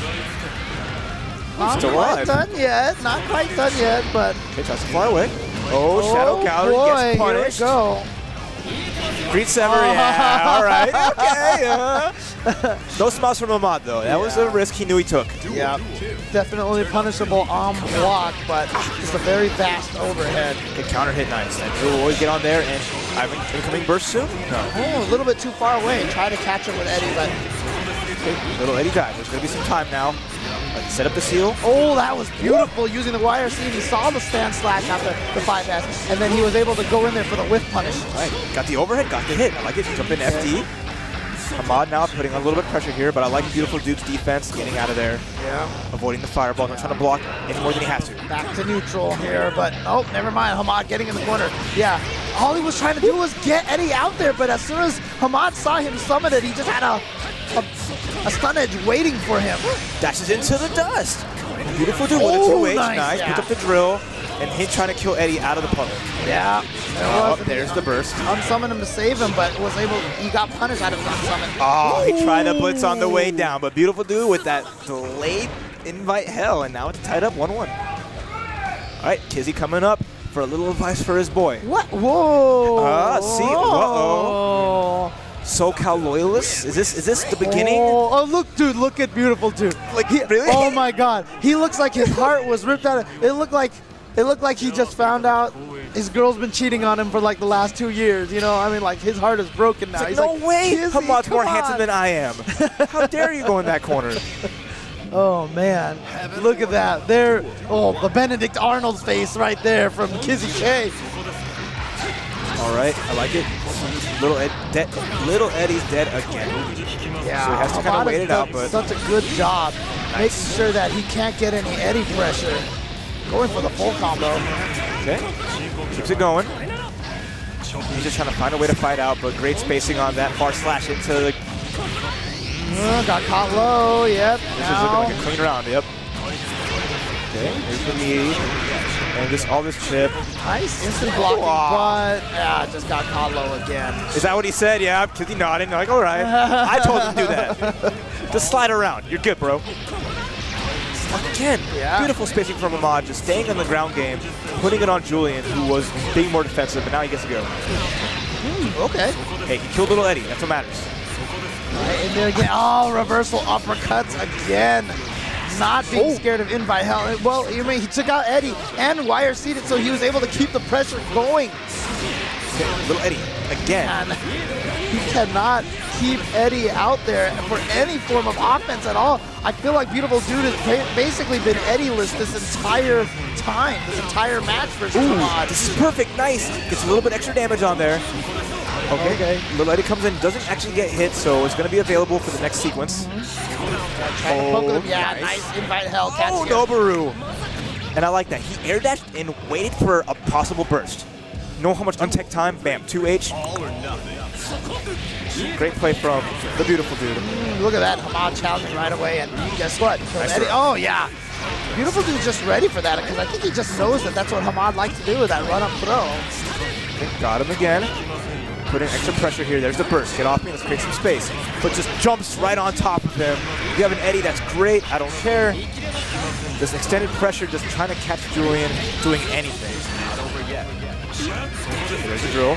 Kills little Eddie instantly. Yep, Julian's not getting any chances to party. Oh, good punish. Okay, he's in and he's going to get the conversion, yeah. Oh, beautiful. Let little Eddie take the hit. Get a full punish here. Good damage. Oh, he caught him back dashing. Did you get him? Yeah, he got him out of the back dash. He was like, you know what? I'm going to bait your wake-up uppercut. And Hamad was like, oh, yeah? Oh, yeah? My uppercut, huh? The RPS god himself. Yeah. So-called RPS god. You know, Julian threw rock and Hamad threw paper. That's what Hamad calls himself? The RPS He thinks himself that. I won't be surprised if he challenges the stream to RPS very soon. All right, 2-1. Beautiful Dude had some decent adjustments to... This is Hamad featuring Kizzy. Okay, nice. Got the Shadow Gallery. Very good, but that trade kills little Eddie. Okay. Tries to lock him down with a couple of the drills. Oh, made it right over there. Oh my God, that jump heavy slash. Man, Hamad's facing on a lot of his buttons. Really solid. Okay, nice reflection. Projectile reflects it again, back. Yeah. Oh, unfortunately, the backdash gets clipped. And he was sliding, I think, mostly just to take out Eddie, which he did manage to do. Ooh. 6 heavy counter hit. Too far away for that jump K. Unfortunately, was not going to be able to convert off of that counter hit. Okay, here he goes. Damage, Finally gets, but look, Eddie is dead. You saw that right there. He wire seated just so he could see his friend being killed. No. All right, eat the factor in. Comes under him. Good pressure. Almost put the sandwich up. Hold this. There's the drill. All he needs is a little hit here and there. He might take it. Just trying to chip him out right now. Nice YRC. Run up 6P. And Beautiful Dude, a small Sai, has a lot more work to do. Hamad, definitely a class act, punishes the summon. Hamad just needs to win one more game, and he is on the verge of taking this round right now. Great start so far. Oh, avoids the too heavy, but Hamad was challenging and always taking out Eddie. Oh, again, YRC gets in there. Kills little Eddie. He knows. Oh, he's 100% ready for it. Yeah. Okay, let's see something good here. Okay. All right. I mean, yeah, he burst it. Oh, he did for every summon. He didn't care about it. He had the drill there. He knows he's going to get something going, so. Here we go. Tries to blitz, but too far away to get rejected. Oh, there he goes. His trademark, but he drops the follow-up. Oh, no. No dead man hand combos here. Eddie's in play. Nice Noboru. Now he's going to hold all this pressure here. And there's again, he gets it, the double dead man's hand, the classic.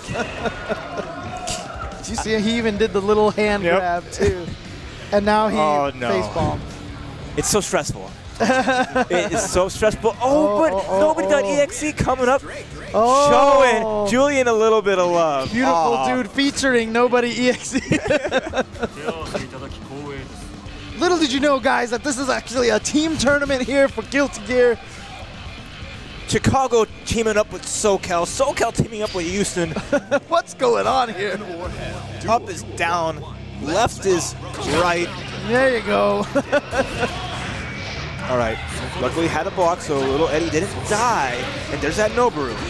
Another double Noboru. You got to respect that hitbox. Got right out of range with that. Was able to take out Eddie, but he did get hit a couple of times, so he's down in life. You can see all Beautiful Dude is right now is doing is just trying to stay away so that he can. Oh, wow, that beat the 2-8. Nuts. Oh, nice. Gets him with the sealed version of the the stun edge. Now into the corner. Here's all this pressure. Wow. Great jump back FD.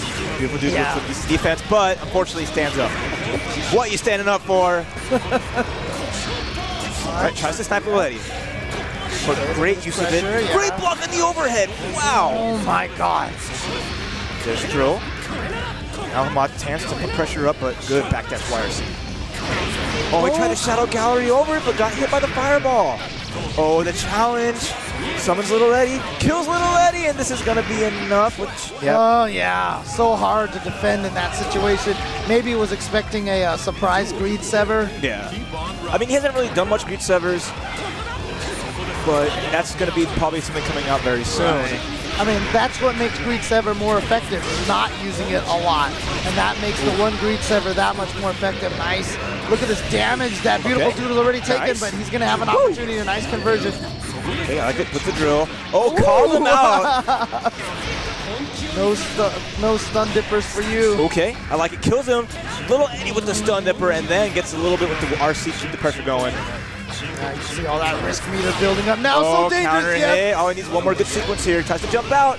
Gold burst. Gets a throw. Oh my God. Beautiful Dude keeping himself alive. Got the corner position, but that burst was able to. Oh no. Actually, Eddie is back right now. That's a good hit here. Gets he gets the command Here comes the unblockable. How's Hamad going to do with this? Yeah, he does, but he still has to block. That was so beautiful on the RC to keep himself safe. There's the drill. Doesn't have little Eddie available yet. Oh, Noboru and Julian. Now both players on match point. Last round. This is loser's bracket. The winner of this moves on. Loser is sent home. Nice call out. I love it. Hamad in there. Counter hit. Why is he Hamad 6 right now? I'm not sure, but here we go. Almost. So much damage here. Yeah, look at this pressure. The stack but he did block it. That's what's up. Oh, trying to cross up in this he faked it. He faked it because everyone's thinking, yes, he wants to get out of the corner, so he stayed in the front. What a beautiful mix-up. But here we go. Lockdown with the seals, with the charged-up version of Stun Edge. Is he going to be able to finish his doppelganger? He has the burst, but this is going to be the last straw. He can't afford any hits. Gets a knockdown. What's it going to be? He gets the hit on the extra extension. Okay, look at that. Half of that life was taken out. Gets a throw. He's still alive. There's the saw. Noboru counter hit, but doesn't get anything. Juggle. Noboru again. Noboru again. There's the burst. Both players. Next hit is going to do it. YRC, I like it. Puts out a drill. Waits forward. Reflects it back. Calls out little Eddie. Pushes him forward. Has to watch out. He got Eddie in there. He got Eddie in there. And he has no meter. He has He couldn't sit over Hamad. He had no meter left. The faultless defense, all the chip damage, so he had to try to do something. He stood up, got caught low. There it is, Julian with the comeback there on the last round and the last game. Oh, man. Feeling it. That's the most stress. Beautiful Dude is SoCal. You can't tell that we have SoCal people running the stream. You can't tell. By cheering in the audience. Oh man, beautiful Oh, dude. It's my like, you know what? God. I need to go. I need a break. I need a break. I need a break. Oh, Wow. I need a break. My heart from all that is just pounding so hard. Jesus. All right, there will be no commentary for the next match. We're just gonna lie here like this. But no, great job there. It's a beautiful dude for some of that crazy comeback there in the last round. The scrambles just pulled it apart. Yeah. And like Hamad lost so much life to those in the corner, just eating little Eddie, just dishing it out bit by bit. I mean, he was able to kill little Eddie like all the game, and that last round right there was some of the most deft maneuvering of Eddie to avoid all those hits, and he was able to get in there. You see why it's so important to keep him alive, because that whole final sequence, he just got locked down, got hit by the shark all day. Once it made it to that point, he just navigated all the way through lightning strike. There's a thunderstorm in front of little Eddie, and he's just weathering the storm. Eddie was like, whoa, whoa, whoa.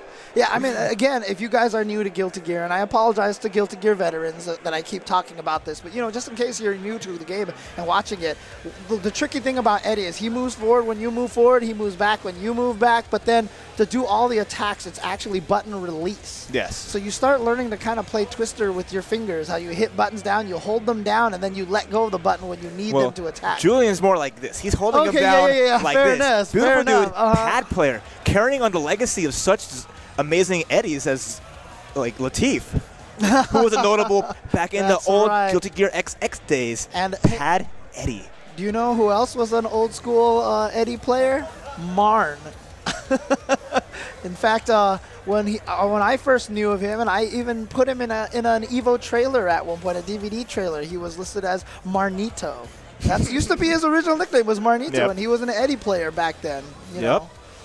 But then, you know, he killed Guilty Gear. Yeah, I know. And then through much magic and voodoo, it has arisen from the grave in a different form and has evolved into what you see now with some of the best graphics, amazing lighting. Yeah, and honestly, I feel like this has probably been one of the biggest that Guilty Gear has been. We have a lot of people picking up on the game. I know Dominion has been playing this game a whole bunch.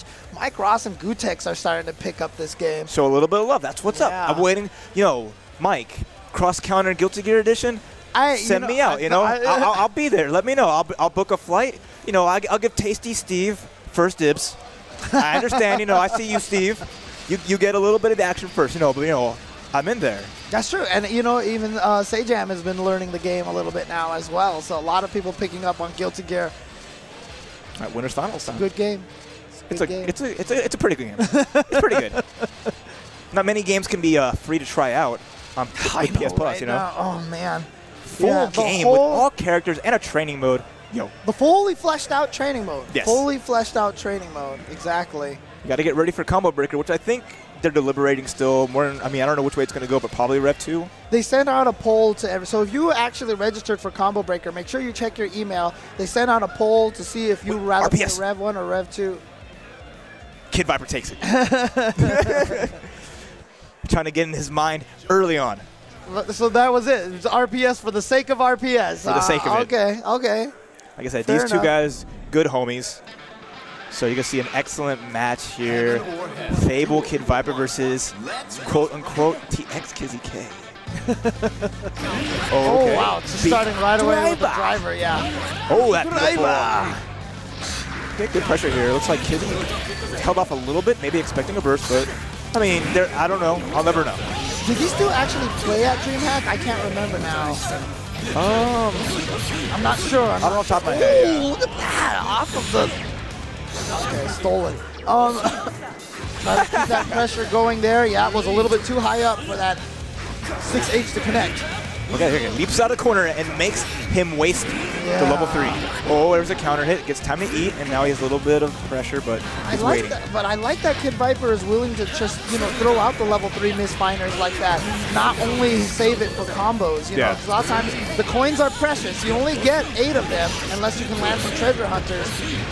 Oh, man. Woo! Yeah, so down to 3 coins, down to 2 coins now. But has level 3. Now, Kizzy has to respect.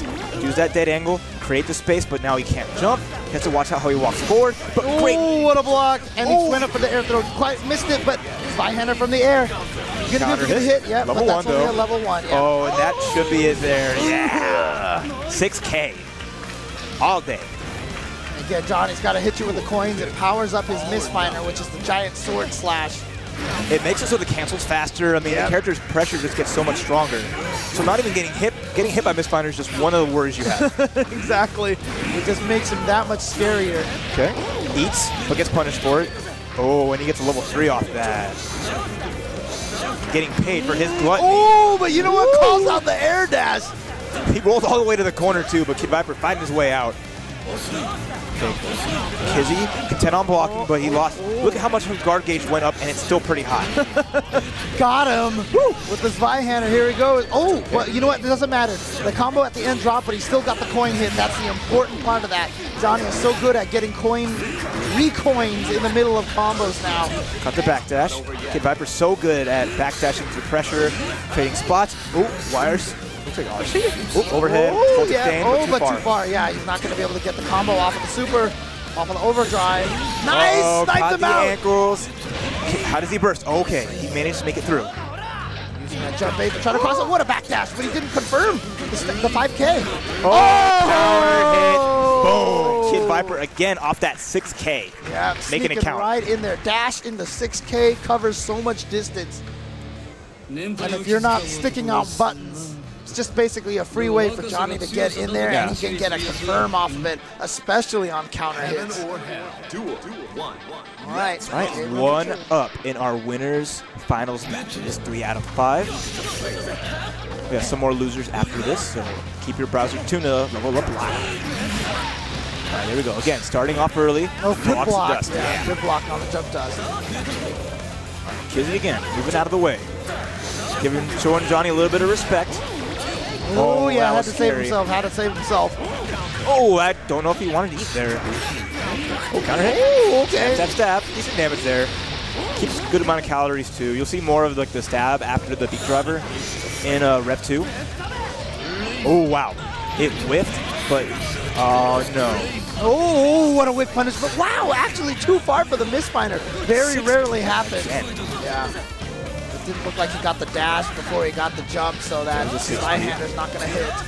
Kid Viper, recognizing the 6P will be coming out and trying to avoid it by jumping around. Oh, yeah, and you know Punish, what? That's why that trade with the coin was so vital. Wow. Oh, my God. Here we go. Recoin. Oh, no, again. Good air throw. Money. Penny for your thoughts. Sorry for being down, kid. Here's some change. Now, Johnny is negative after 6K, but it's even though he's negative after there, like, if you're not ready for it, a lot of times he'll catch you with his 5K anyway afterwards. Oh, counter hit. That's going to be huge damage here. Is he going for it? Yes. Enjoy your combos like that while you can. And you know what? Johnny has like one of the highest guts ratings as well, and he still took a ton of damage over there. Oh, he doesn't get anything off the origin stab, but managed to eat. Okay, Kid Viper. Oh my God! Wow. Trying to escape, but the chase down. Kizzy K with signs of life. All or nothing. All right, that's right under the misfinder. The Elcon. Again, right under the misfinder. Seems to have a nice call out right now. Until like Kid Viper starts going for low mist, that might start popping it, but we will see. Oh, you know what? He had no meter to YRC that, so but at least he managed to eat the food, so he did get his calorie meter back up. Oh, wake up, Baker! Oh, big counter hit. Oh yeah. Ooh, here we go. Ooh, went for the air throw, didn't quite get it. Nice rejection and instant counter before Kid Viper had the opportunity to blitz back. Caught him low, and the chase down gets the extension here. Has enough coins to get a level, not level 3, but. Oh, yeah. Nice. Unfortunately missed with 2 of those coins, so now he lost those coins. He only has 1 left. Okay, he's going to be able to get the extension off of this. 3. A little bit of extra damage. He wants to eat. Now it's the mix up. Here it comes. What's my name? He didn't do anything. Block my name, and there you go. But I thought it was safe on block. He might have been hitting a button afterwards. I mean, possible. I didn't see any kind of counter hit, but. Right. Either that or he was walking forward or trying to jump. It just caught him in it's a move you can low. It's a super you can low profile. Yes. So if your character has such a luxury. Unfortunately. The best I saw was Nage did it against a player one time. He did Faust Dust. to force the super to whiff entirely and got a dust combo after. Oh my god. It was amazing. Right, got the coins. Okay. Nice. Just, yeah, raw beak driver controls so much of the screen. That's why it's so good. But of course, doing any of his special moves costs that calorie meter. And that's why you have to keep your food up. Keep eating your meals. All right, Yep. go At least 3 a day keeps Johnny away. Okay, I like that patience. Walk up, respect. Sitting there just chilling, having a conversation. Oh, there's the check right there. Gonna go treasure hunt. Got it. Hey, and he got the dash up juggle. version, but Ooh, drops. no. Yeah.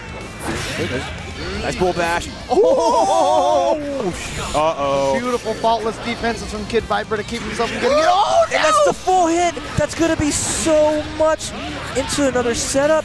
He's going to eat. Yes, he's going to get set up here. What's the setup? Run up, Hawk Baker. Again, but great defense from Kid Viper. He's just blocked the whole thing, but finally got the hit into the Roman cancel, and he's going to take that round. Wow. Comeback for Kizzy K. So you got to guess. Is he going to TP me again? Is this man that wild? Both of these characters so good at building up your risk gauge, so when they finally hit you, the damage is palpable. That was sick. He did the elk hunt, saw that it was instant blocked, hopped out of there, getting out of dodge, but now he's back in the corner here and having to deal with this heavy Johnny pressure. Nasty. God, look at this movement. And Johnny, he's tough because he doesn't have a run like anybody else. He's only just got the dashes on the ground. He got hit out of what looked like he was trying to do misfire to snap him out of the air. Works out for Kizzy's favors. Risk gauge going down. But not only that, but he also got a chance to get some of those calories. Oh, sniped him with the elk hunt. And you see, like, Kid Viper just looks a little lost in the approach. Great backdash. Okay, gonna get the knockdown. I love those combos. So good. Okay, gets a hit. Oh, he tried to count for something crazy. How's he gonna get out of there? Oh no! Kid it's almost like the counter hit timing messed up Kid Viper. You see that punish on the blitz as he fell down? That was nice. Kizzy with the patience. Time to eat. Get a little bit of food. He's hungry. Oh, didn't get the air juggle. That was an OTG beat driver, so not going to be as much tempo. He wires it. Wow, what an air throw! Yowza! Okay, blocks the misfire. Oh boy, now, yeah. Kid Viper almost out of resources. Oh my god. Yeah, that was so smart. You going with the, I know I'll hit something afterwards to try to get him to use all of his faultless defense. Oh, and there's the Hawk Baker. See, Sin is not afraid to share his meals. He wants everyone to eat, be it beak or hawk. Or baked goods. Kizzy just feeling it a Oh little man, bit. yeah.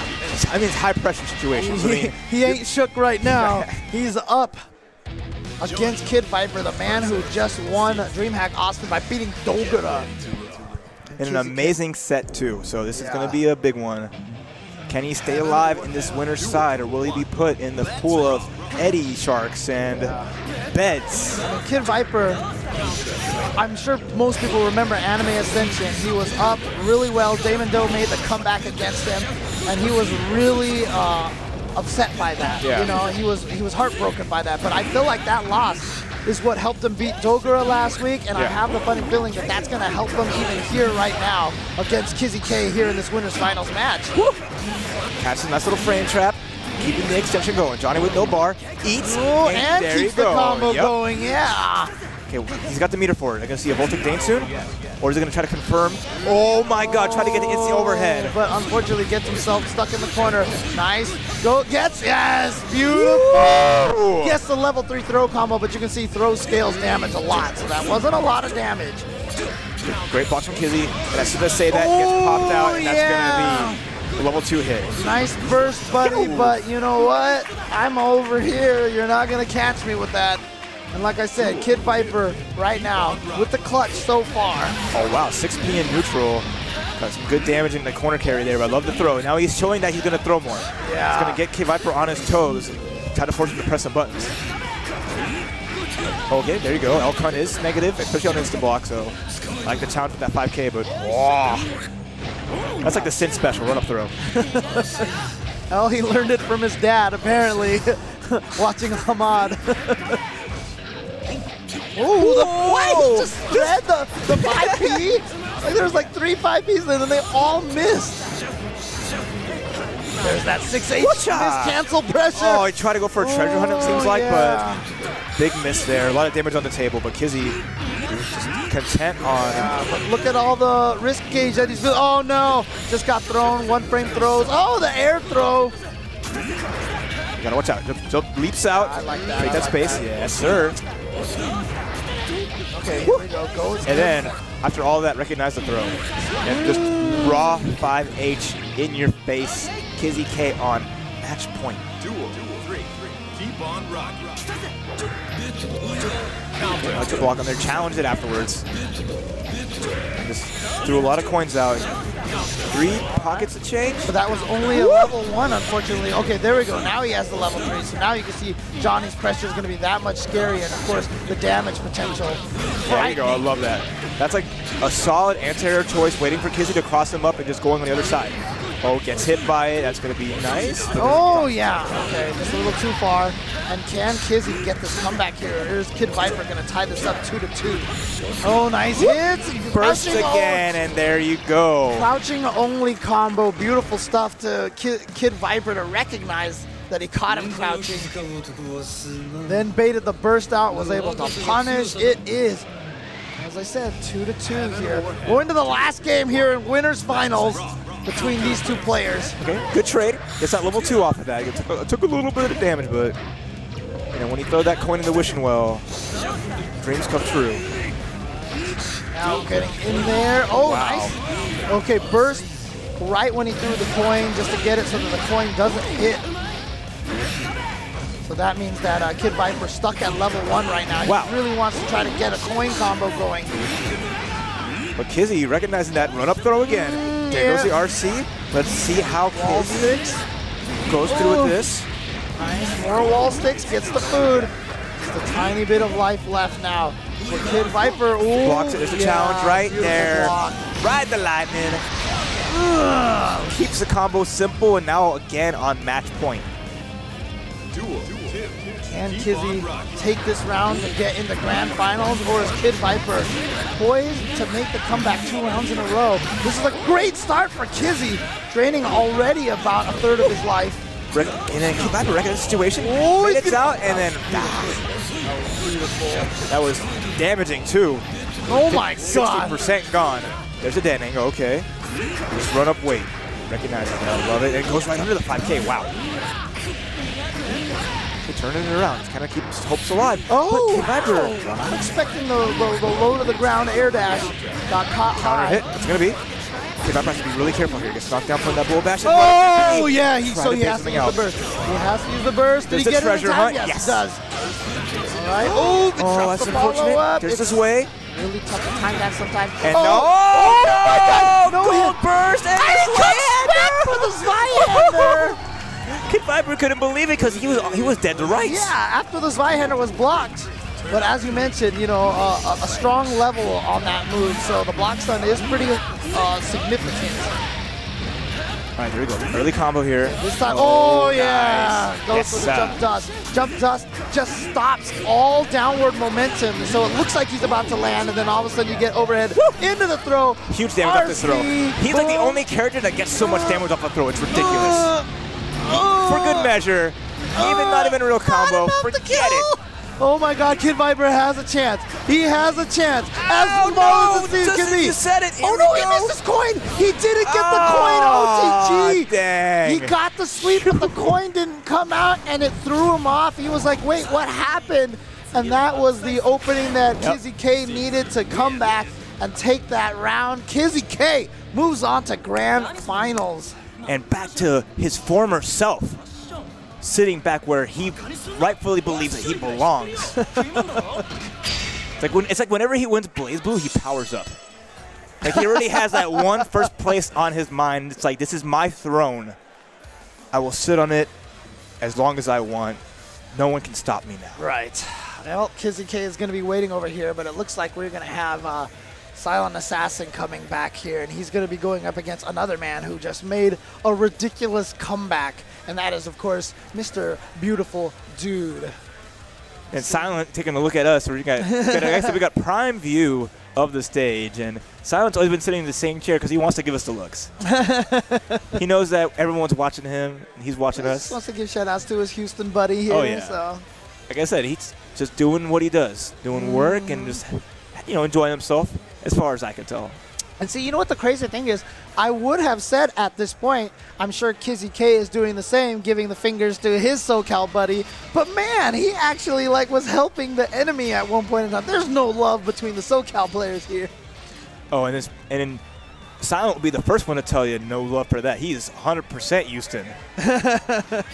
So he's making sure to knock all of these out-of-towners one by one. Get out of my tournament. This is our house. Which city exactly is Kid Viper from? It's Houston. It's Houston. Yeah. Right? Okay, cool. So I know Hamad was the first of the Houston brethren to be eliminated. So it's up to Kid Viper and Silent to rep our town and rep Texas Showdown, trying to keep the trophy here. So right now it's actually Houston versus SoCal. Yep. It's 2 Houston versus 2 Again. I see a lot of that. Thank you, all the SoCal folks who came in. How appropriate that we've got Houston versus SoCal even on the couch here. Even in the sofas. But here we go. It is going to be Bedman. No sofas on the screen. We only got beds and drills. All right, that's it. CEO Otaku's got to do a bed next time. Build a Bedman bed for commentary. Oh, 6H, get into the other side, but great block.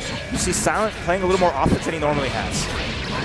So I think his strategy now looks like it to be offense, especially without a life lead. It's very tricky. All right, getting locked down here. Good offensive pressure, but then snipes him out. Gets the knockdown. Here we go. Sends out the task. So he's got a deja vu ready to go.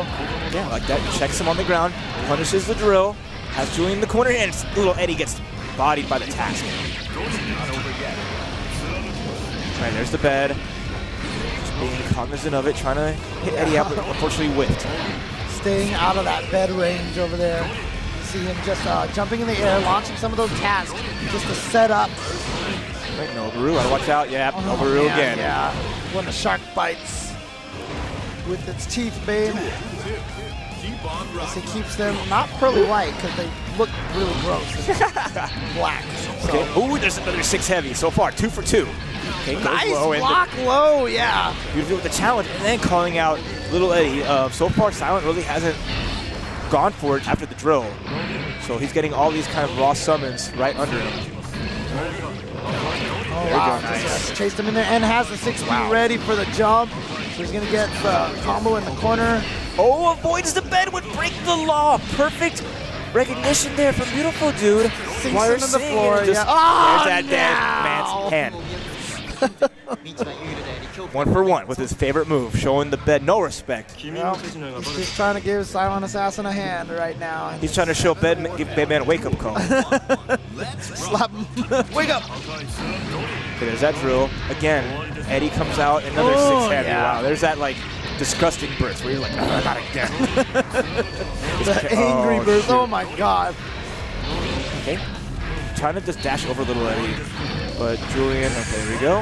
Yeah, it's really interesting right now because, when he was playing against Elven Shadow, he was doing such a great job zoning. He was kind of forcing Elven Shadow to go at him. But I feel like the opposite is happening right now, that Silent Assassin almost kind of feels like he has to go in on Beautiful Dude. You can see that he is just trying to apply so much pressure. Okay, there you go. That's the classic challenge. Oh, he bursts with no life. This is dangerous point right here. He's going in, went low. He has a chance here. Let's see what his Eddie Calio will. Nice. Wow. Gets the setup here as well with the deja vu to keep the pressure going. Same side. And there's the, oh my God, I got a burst of my own. He wants to save it. He's trying to chip him and he gets him with the Eddie. Eddie died. He punished the killing of little Eddie with the 2S. So again, very wary. Julian's wary of what Silent's trying to do.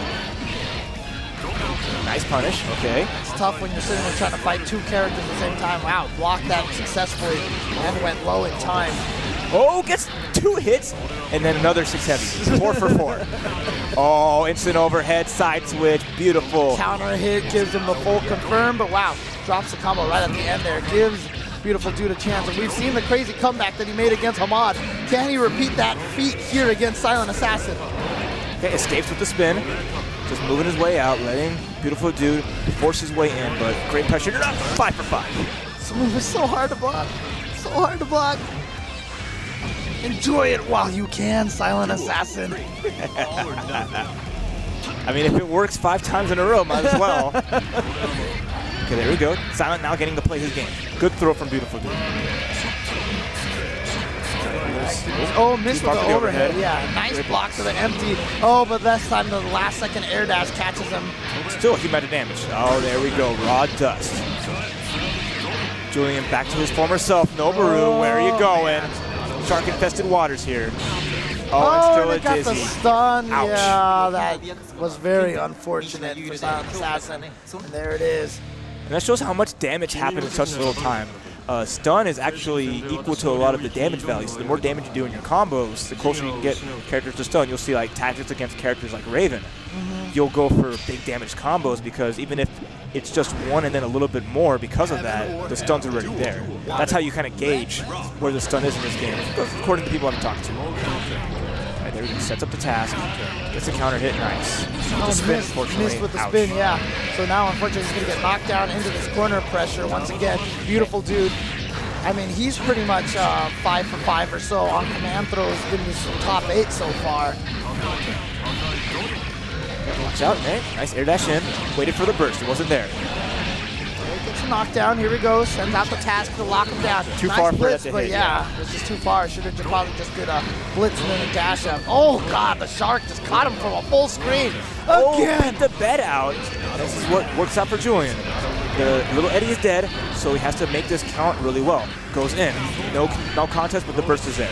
Oh, and Eddie was killed right away. After Counter all hit. that time wasting to try to get Eddie back, it was killed the instant it was summoned. Oh! Oh, finally. Doesn't block it, but he challenges it. Yes. All right, yeah. over the dead man's head. Both of them calling each other out on their gimmicks right there. No 6H for you. Oh, yeah, no dead man hand for you. Oh, Oh! gold burst. That's the hardest of call-outs right there. All this meter to play with. This is nuts, but too far for the damn Fang. But at least go far enough for the dead man's hand, but drops Oh, it. yeah. Get the full combo afterward. I respect that dead angle. Very nice. Okay, good. Counter hit. A little bit of damage there. Ooh, got a counter hit, but didn't keep up with it. Good defense so far from Beautiful Dude. He tried to catch him pressing something with the spin. Oh, that was dirty. Into the corner now. Gets the knockdown with Invite Hell. Now here comes all this pressure from Eddie. Gotta watch out for that. Oh, blocks it, but gets hit by the Quake. I and like then the jump air block on it to try to punish it, but yeah, the Quake there is keeping it safe. Oh, nice. same 2S. thing, And yeah. now he's on match point. Kicking Eddie and then just getting stabbed. Keep on rocking. All right, coming down here, gets him low. There we go. Okay, got to confirmation. Silent trying to stay in this, but good blocks from Julian on that low. Oh, wow, very late tech. He was trying to chase down something, but was expecting him to tech earlier, maybe to meet him with a 6P or something like that. Oh, Task still coming back. Okay, nice 6P, very nice. IRC in the 6P, yeah.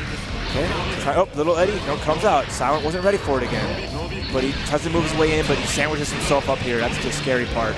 So the little Eddie's dead. He has to hold all this, and there's that dust. One more mix up here can really end it. What's it going to be? Is it going to be Dead Man's Hand? Is he going to do it? Yeah, buddy. No. 3-0. You called it out. Yeah, you called it out. You knew it was coming. The dead man's hand. And he's going to get it. And there it is. Julian, a.k.a. the Beautiful Dude, takes it. And again, still shaking his head.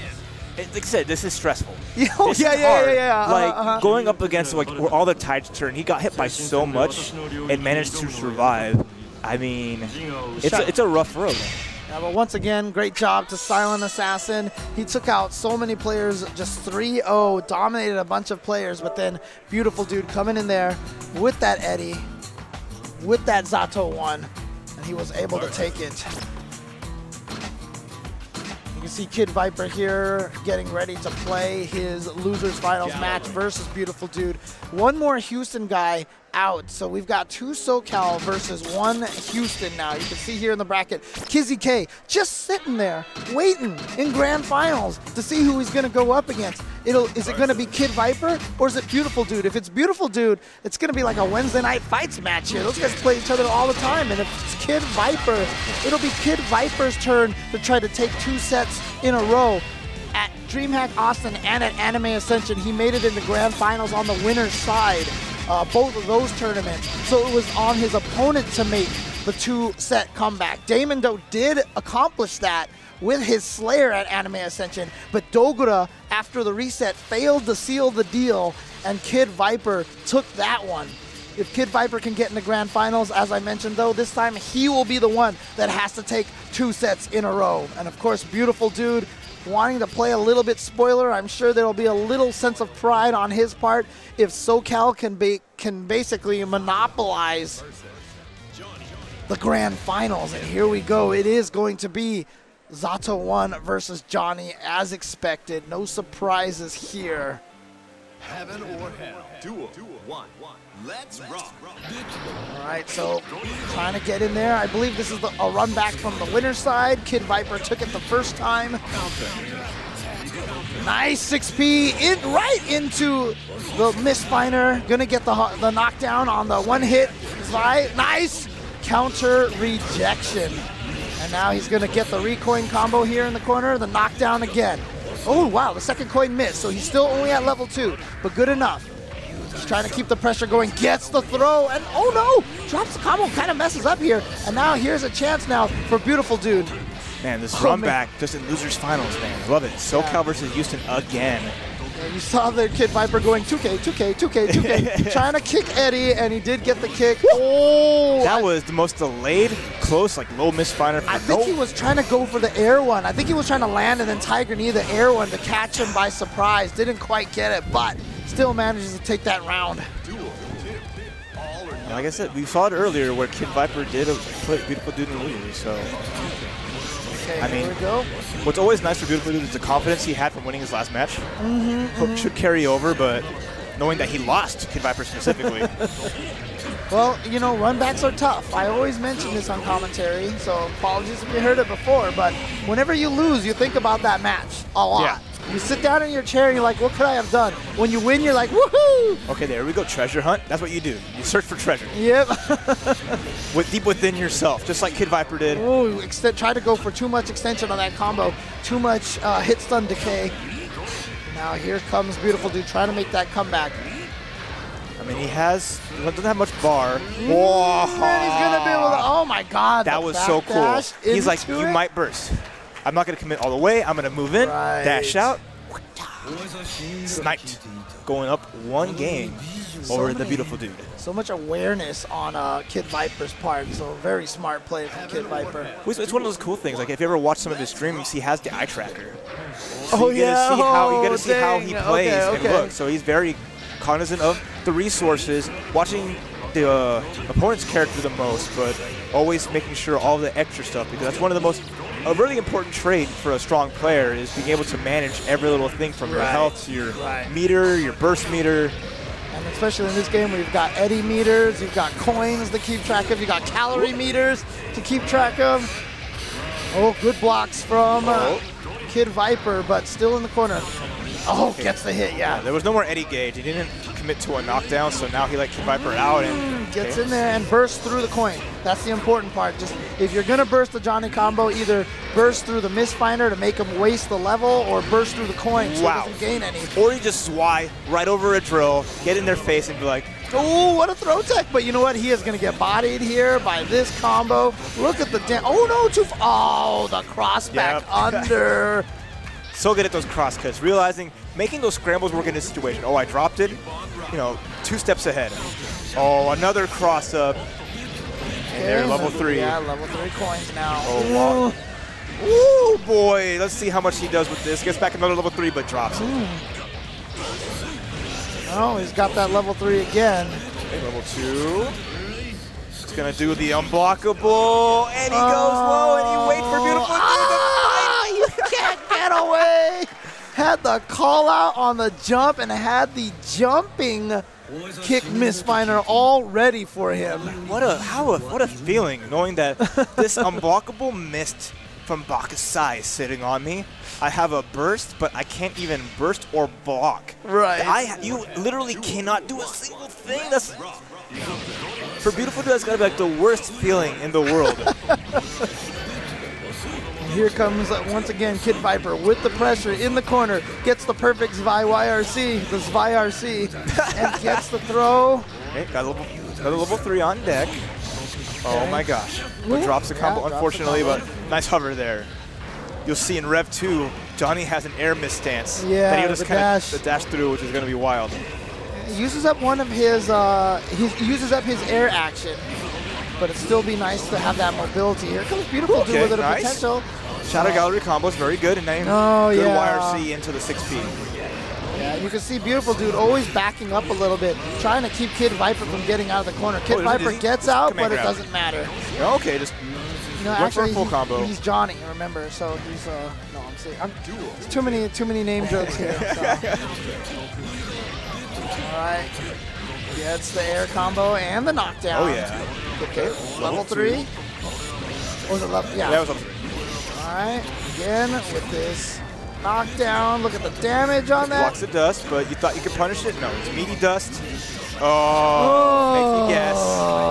Another perfect from Kid Viper, now on match point.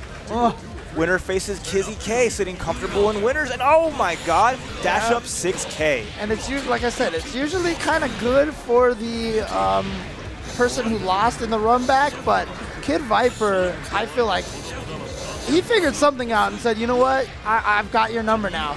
And look at all that wrist gauge that was built up. Wow. That was such a counter hit. Look at the damage that he was taking. Dude, pretty much on his last legs. Kid Viper with all this bar. There's a dead man's hand, but unfortunately drops it. Get the combo afterwards. And now Beautiful Dude's in the corner, fighting his way out. His last chance to make something happen here. Nice rejections into Stan K. He knew that Beautiful Dude was not in range. Oh, that was too far, yeah. Oh, dash up. Little Eddie's dead. Okay, one more. He has to be careful. How does he burst out of this? Oh, close S. Is he even going to get the chance? There it is, but no. But from that far away, the burst is not going to work. Beautiful Dude goes home in 3rd place. Sure enough, it is going to be a, and I know I'm saying this early, but it's going to be a KI Grand Finals here. It is Kid Viper versus Kizzy K. Kiz and Kid, back at it again. I think these two's no stranger even beforehand, and many times played off, casuals, playing online, and like I said, just something that's always a treat to see. There's such quality players on there. I mean, Kizzy, normally Kid Viper is usually sitting in the winner side. Right, exactly. So, I was saying earlier that, the last 2 tournaments that I've seen him in Anime Ascension and in DreamHack, he was in the winner side waiting, and the opponent was able to reset it both times. So now, if the tradition continues, he doesn't have 3 games to give this time around. He has to start out the gates running. But if Kizzy can take this, that'll be a big statement made by Kizzy. Mm-hmm. Again, another back-to-back win between Blaze Blue and Guilty Gear. Solidifying his status as one of the premier players of Guilty Gear Xrd. And with the stuff that goes into Revelator 2, will he continue his, domination? Right. All right, so you see Kizzy K in the winner side. It is still 3 out of 5, but in case you're not quite aware of how this goes, technically Kizzy K has never been knocked into loser's bracket, so that is why Kid Viper has to win 2 sets of 3 out of 5. Uh-oh. He's calling him out on the RPS. He wants it. Kid Viper's denying him. Kid Viper says, no. You're not going to mind game me here. Get wrecked. You're not getting the... He's saying he wants it. Give me one. Just one. Here we go. Oh, boy. Oh. I don't know what that was. I don't know, but Kizzy didn't look too happy about it. Also, it is tricky because... You know what? Shoutouts to the production. I like the fact that they angle the windows and they put them on the side. The cameras are even angled, so they look like they're on the right side. But actually, Kid Viper's to the left of Kizzy. Even though they're not playing head-to-head, technically, I mean, they both have like their own monitor, which is great. And they're looking sort of away from each other, so there's no looks you can give and scope out your opponent. Look at Sin. Isn't he the coolest guy jumping in and sliding in? But look at John. Speaking of cool, just watch this walk. Yeah, I mean, dude. John. Let's get excited. Here we go. Grand Finals Texas Showdown 2017. Yep. In winners, representing Texas and SoCal, Kizzy K versus Fable's own Kid Viper. Let's go. Early burst. Rock. Let's burst. And Kizzy just starting out of the gates very fast, forcing KB to use his resources. Chases him down and uses that opportunity to build some more calories. Boom. Beat driver. Stay in that corner. Oh, but delayed on that jump heavy. Oh, okay. And it sucked him in, too. That 6H in the air sucks them in when you hit them. All right, going to get some calories back, and now the corner pressure goes right in there. Yeah. Running up with the 2P. Oh, missed with the jump dust. Unfortunately, cross up fuzzy. It's hard to see what was even going on there. Gets the knockdown. So smart using the jump H. The classic. Kid Viper trying to chase, but wow. And now we're just back to neutral. It's like nothing ever happened. Both players sitting there like, you know, without that brief second, we're playing honest. Got him. And he's going to be able to get the combo off of that. Wow. Not a huge amount of damage, but he gets a life from here. That pressure, nice chicken block. Oh, baits out the Hawk Baker. And to the whiff punish. And Kizzy goes down in round 1. And a head nod from Kizzy. Yeah, like, all right, you got this. You got me, you read it. That's just more information to give to your opponent. It's going to be a long set. Johnny usually with great range on that misfighter can control that middle space, but not as much range as that beak driver. It's like, oh wait, both characters have amazing range and get so much value off a move that pretty much like hits really far, hurts. Did you see that? Kid Viper had the slash misfinder held on to, because Kizzy had been sliding under the kick one over and over again, and he actually punished the elk hunt. Okay, not going to get level 3, but meaty dust, I like it. Dead angles out. Yeah, just to get out smart stuff. But no. Gets popped. But at least doesn't get no big damage from the Viper off that. Ooh, counter hit, bursts out. Ooh, made it right under the coin. Kizzy almost out of calories here. Gets the burst, time to eat. Oh no, he just Voltic Dane, so he can eat. Very smart. That's the 2-meter way to get your food back, as opposed to the eating YRC, which is only 1 meter, but that's still a little bit riskier. Okay, avoids it. Doesn't chase after Kid Viper. Kid Viper just showing that he wants to fly away. Oh boy. Get in there, yeah, but here we go. Now level 3, yeah. Makes Johnny that much scarier now. Oh, no more almost out of calories. You can see right there, yellow bar right now. Next usage will drain him and he'll have a huge delay. Oh, he tried to YRC it. He was just too hungry. He needed some food, but it is not going to happen. He tried to eat into YRC. He had just gotten that enough of the meter for the YRC. So you're saying he bit off more than he could chew? Well done. Well done. Duel 1. All right, Kid Viper taking that first game, trying to reset the bracket here again. We mentioned Kizzy on the winner's side. Okay, drops out, but KV scattered it out. Oh, too close for that coin to connect. Nice, faultless defense to block the 6P. Check Kizzy trying to run in, and that's nice. Baits the burst, but uses up Missed Finer. Oh, gonna use the RC to try to get more damage, but that's why Kid Viper bursted there. Oh, it beat the 6P out with just falling down with jump K, and Kid Viper takes that around. Yeah, remember those moves, most 6Ps only have upper body invincibility. If your jump attack can hit low enough, it can actually catch them in the legs. There we go. Nice challenge there. Close enough to get a bull bash, so keeps Kid Viper very close. Oh, watch your legs. Okay. Good block. But still got hit by the Voltic Dane. Yeah. But Kizzy wasn't able to convert off of that, unfortunately. But he'll convert off this. Yeah, he got the hit anyway. Back to some more food. Okay. Just keeping that close staggered pressure here. Has the risk gauge. Full up, but the challenge from KV. Nice. He was trying to build up risk gauge, and so he used up all of his calorie meters by canceling the specials and the specials. Oh, the Hawkmaker actually works this time. Kid Viper got a little too close. A little too close. Duel 3. Turn up. But no, business, like I said, no one's faced. There's still plenty of match to go. Kid Viper's, like I said, fighting his way out of this loser's side, just trying to make sure he can at least reset the bracket, give Kizzy a taste of what he feels at various tournaments. But nice, the challenge on beating the 6K out with the Elka, getting the combo off of it. Last second dash again. That's the second time I've seen Kid Viper get caught by that mix-up. He could, of course, just empty jump into low. Oh, the Hawk Baker to interrupt the block strings, the pressure, and using the beak driver to blow away the coin. But you know what? Doesn't matter. He still gets the coin anyway. Okay, now he's going to get a level 3 off that. Very nice. What he wants. But he blocks. Oh, what a block. Instant air misfire. Good stuff for Kizzy. Still blocking through all this, even though it's only level 1 pressure, but oh, the classic. 1, 2, 3. Oh, he missed it. So that means he's not going to get the extension. That's going to give him a chance. The challenge on the run-up throw. Very nice from Kid Viper. Catching him and converting off there. But a lot of coins in that combo, so not going to do a lot of damage. Oh, but this no, you cannot get your treasure, Hunt. I just love it cuts to Johnny as soon as the burst comes out. And it's like, he stole your treasure, he stole your burst. He has everything in his back pocket, and all the momentum is in Kid Viper's side right now. 2-0. He has a chance to reset it if he can win this game.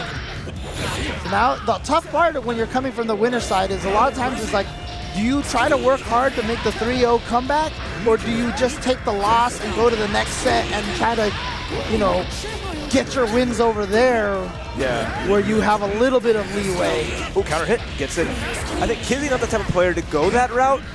He's going to fight with it all because, I mean, if you can just make it end now, then by all means. Okay, that's... block, yep. I didn't do anything. Oh, counter hit, all right. One more time. Yeah. Yep. He'll miss it. Oh, that wasn't enough to kill still. Oh, I thought he was going to try to extend it with the... I know I'll hit something. But Kid Viper got a chance to get out of the corner here. Kizzy needs a little bit more hits, but he can't let Kid Viper get started. Okay, avoids the misfires. Looking good for Kizzy. At this point, trying to kill Johnny, I swear it looks like his health meter is actually increasing as time goes. Like, I can't get rid of this life. Air throw. Oh, he had the 6-speed ready to go for the flip. Oh, and I don't think he meant to high jump. Oh, no, Johnny gets the throw. Really? Kid Viper looking to steal this back. Okay, Voltic Dane, very smart. You sit in there, nice. here's that, and run up throw. After all that, Kizzy just gets the run up throw. Once again, learning from his Papa Kai. Going for the run up throw.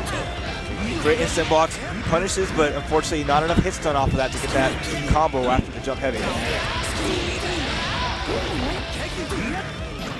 Oh, that's a good trade. Kid Viper's all about getting more levels on that misfire and that big air dash in. All right, gets him low. Wow, wake up 5K. He did the backdash too, so it made that 2P whiff. I mean, Kizzy was trying to scout out the backdash, but it didn't quite work. Oh my God. That was a nice flip in the super, and he's going to YRC it to keep himself safe. So he spent all of his meter right there. But that guard gate is cranked up. Kid Viper has to be really careful about what he gets hit by right now. Oh, calls him out with the misfire. So good, so much good awareness on that, just to let it rip. And great blocks from Kizzy. Unfortunately, it gets popped right now. Oh, that's a crazy trade. Gets a throw. He should be able to finish this off here with an up misfire. Yes. No, just a slide. Oh, that was the... Oh, you're right. You're right. So even if that didn't kill, he might have got an OTG to finish it. And now he's on time to make a reset. And he's just one round to get Kizzy on his level, but not going down without a fight. Again. Nice, yeah. That last second air dash once again getting him. Run up throw. Okay. Oh, this is huge. There you go. Keep that at hard distance. Very hard to burst this. Going to accept his fate for that damage. Oh, try to go for a throw again. But 6 heavies. No, that's how he got it, yeah. So you can see without the Roman cancel, he can't do much after the throw, but still gets the setup and gets the hit right there. Able to take that game. So Kizzy K definitely not resting on his laurels, trying to take it all the way 3-2 here in this first set. And it's smart for Kid Viper not to burst there. I mean, that heavy is jump cancelable, so Kizzy was expecting and waiting for a burst to come out, so either way. Right. Not much you can do there, especially if the jump PP would have killed. The burst would have made Kizzy safe, so that's a rough road, but that's what happens when you save your burst to the end.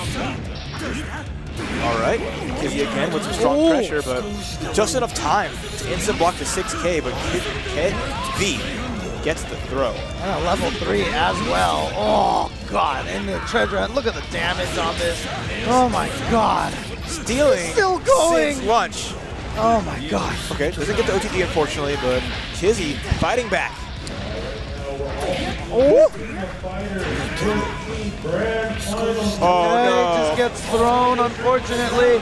Gonna get the hard knockdown. OTG in the coin. Yeah, I like it. YRC baits the dead angle, gets the punish, and now Kid Viper again on reset point.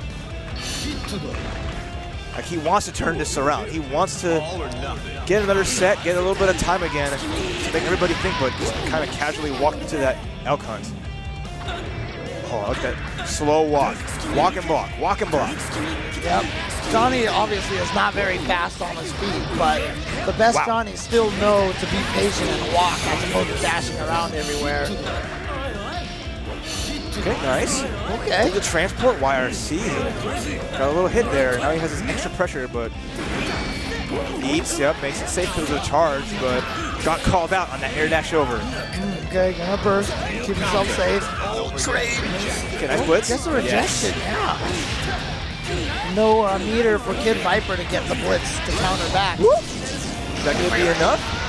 Might be no OTG. 1, 2, 3, but mistimes it. Ouch. Boy. Nice. Okay, yeah, that time. So last time, remember, we saw him block that Zweihander and he actually didn't get the punish. This time, he does manage to punish it. Now Kizzy K trying to bring this to 2-2. He says, I don't want to play another set. I'm going to take this now, and I'm just going to do it by poking at you with my beak driver. Again, another great throw. He's getting so many of these, and it's tough because Kid Viper just got a throw, but a lot of it's because Kizzy is going for them, aggressing with that. Okay. Level 3, but the challenge on the way down. Tech buttons. Yeah, it's so important. Yeah, same mix-up again. Getting caught by that over and over and over again. Kid Viper, he detects the delay, and he crouches, but the delay is actually from the startup of the air dash. It's almost like kind of like a shimmy in a weird way. Okay, there's 6K, nice instant block. Oh, burst. Got a burst again. Oh, he got him! God. He did a bit of burst himself, and then he's going to catch the transport. 1, 2, 3, and it's Hellfire. Beak Bam! driver. 2-2, Kizzy K. Woo! With the beautiful ride, the lightning. Kizzy K now bringing it all the way back. It is 2-2. This is either going to be reset game or tournament game. Kid Viper, of course, in loser's bracket right now, trying to make the comeback. But now, what happens? Because he had such a good lead, he was doing so well. But Kizzy just staying solid, bringing all of this back.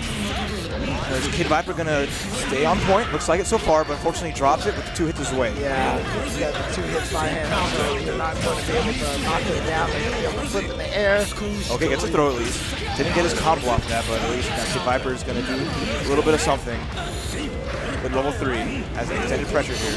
Oh, nice blitz. Oh, rejected again. And I mean, Kid Viper had the meter to counter it, probably just not ready for it. Oh, nice.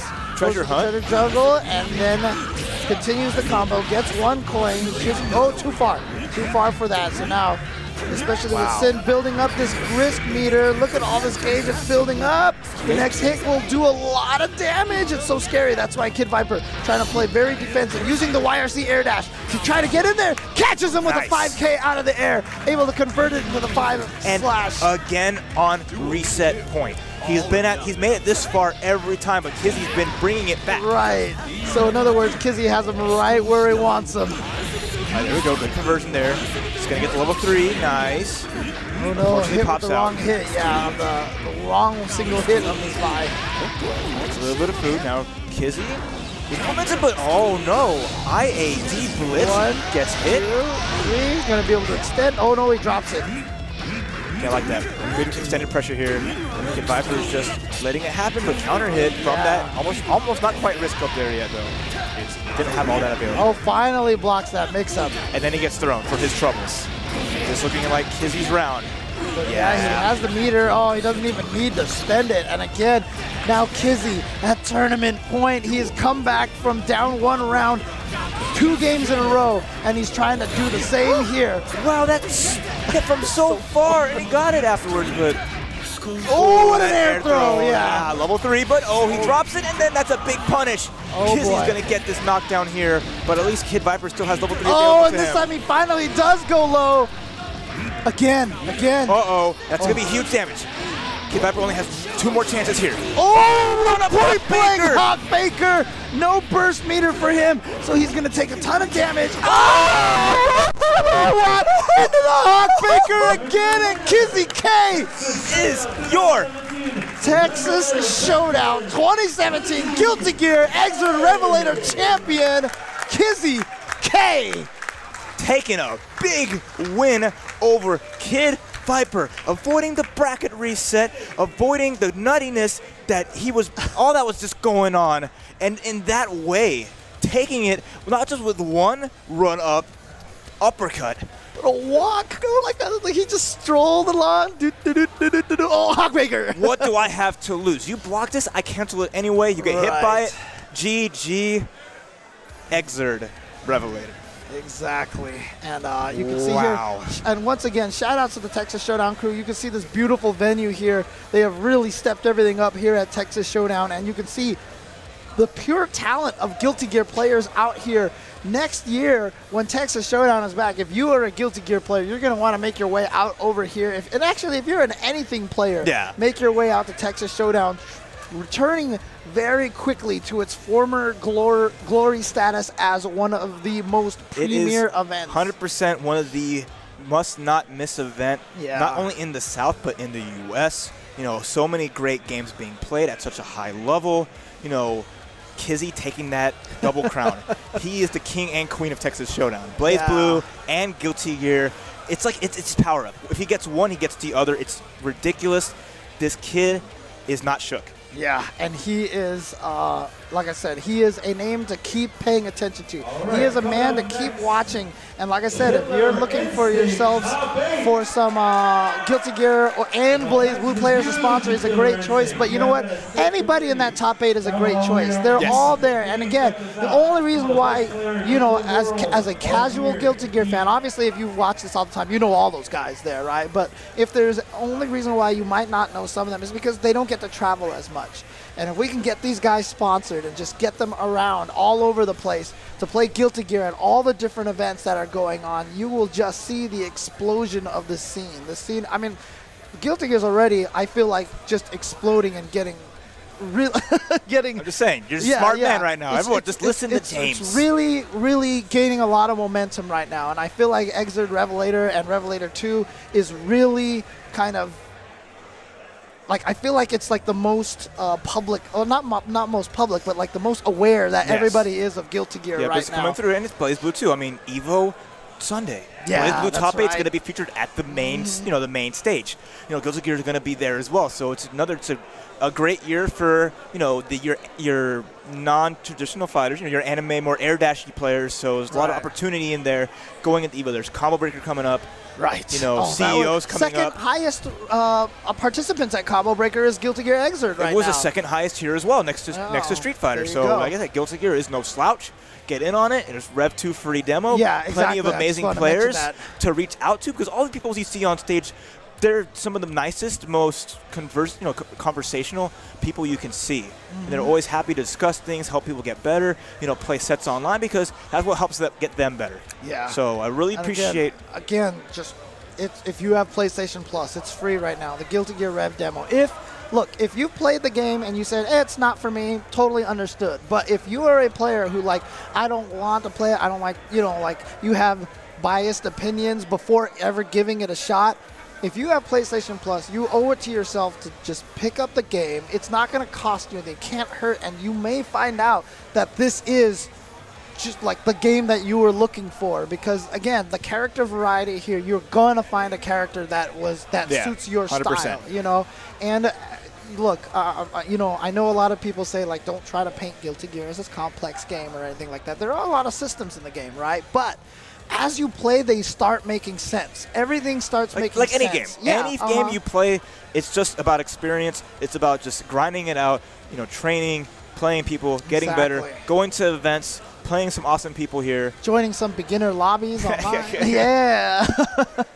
But for sure, make sure you give this game a true shot, because like I said, everyone who plays this game just falls in love with this game immensely. And there's a reason for that. Yeah. There's a reason. Find out why. Yeah, picking it up yourself. All right, so we'll have Killer Instinct. Yes. Top 8 will be on stream after this. So. And this is the first, I believe, qualifier for KI World Cup this year. Nice. So whoever wins this event will be the first person guaranteed to make it into the KI World Cup next year. And the KI World Cup this year was a fantastic event, crazy. You'll hear more about that. Our next commentators will be coming up soon. So again, much appreciation for all of you tuning in to Texas Showdown 2017. If you couldn't make it this year, hopefully you can make it next year. It's going to be way more awesome action. And there's, it's only getting bigger and better. And thank you, James, for being able to make it down here and commentating some awesome action too, man. Always have to support Texas Showdown, support Javi, support Chris. They are the original TOs for this event, and they, like I said, what they're doing right now is so fantastic. Got to support them forever. So, all right. Thank you. Good stuff. Thank y'all. Much love. Play Guilty Gear. It's a good game. We'll see you next time.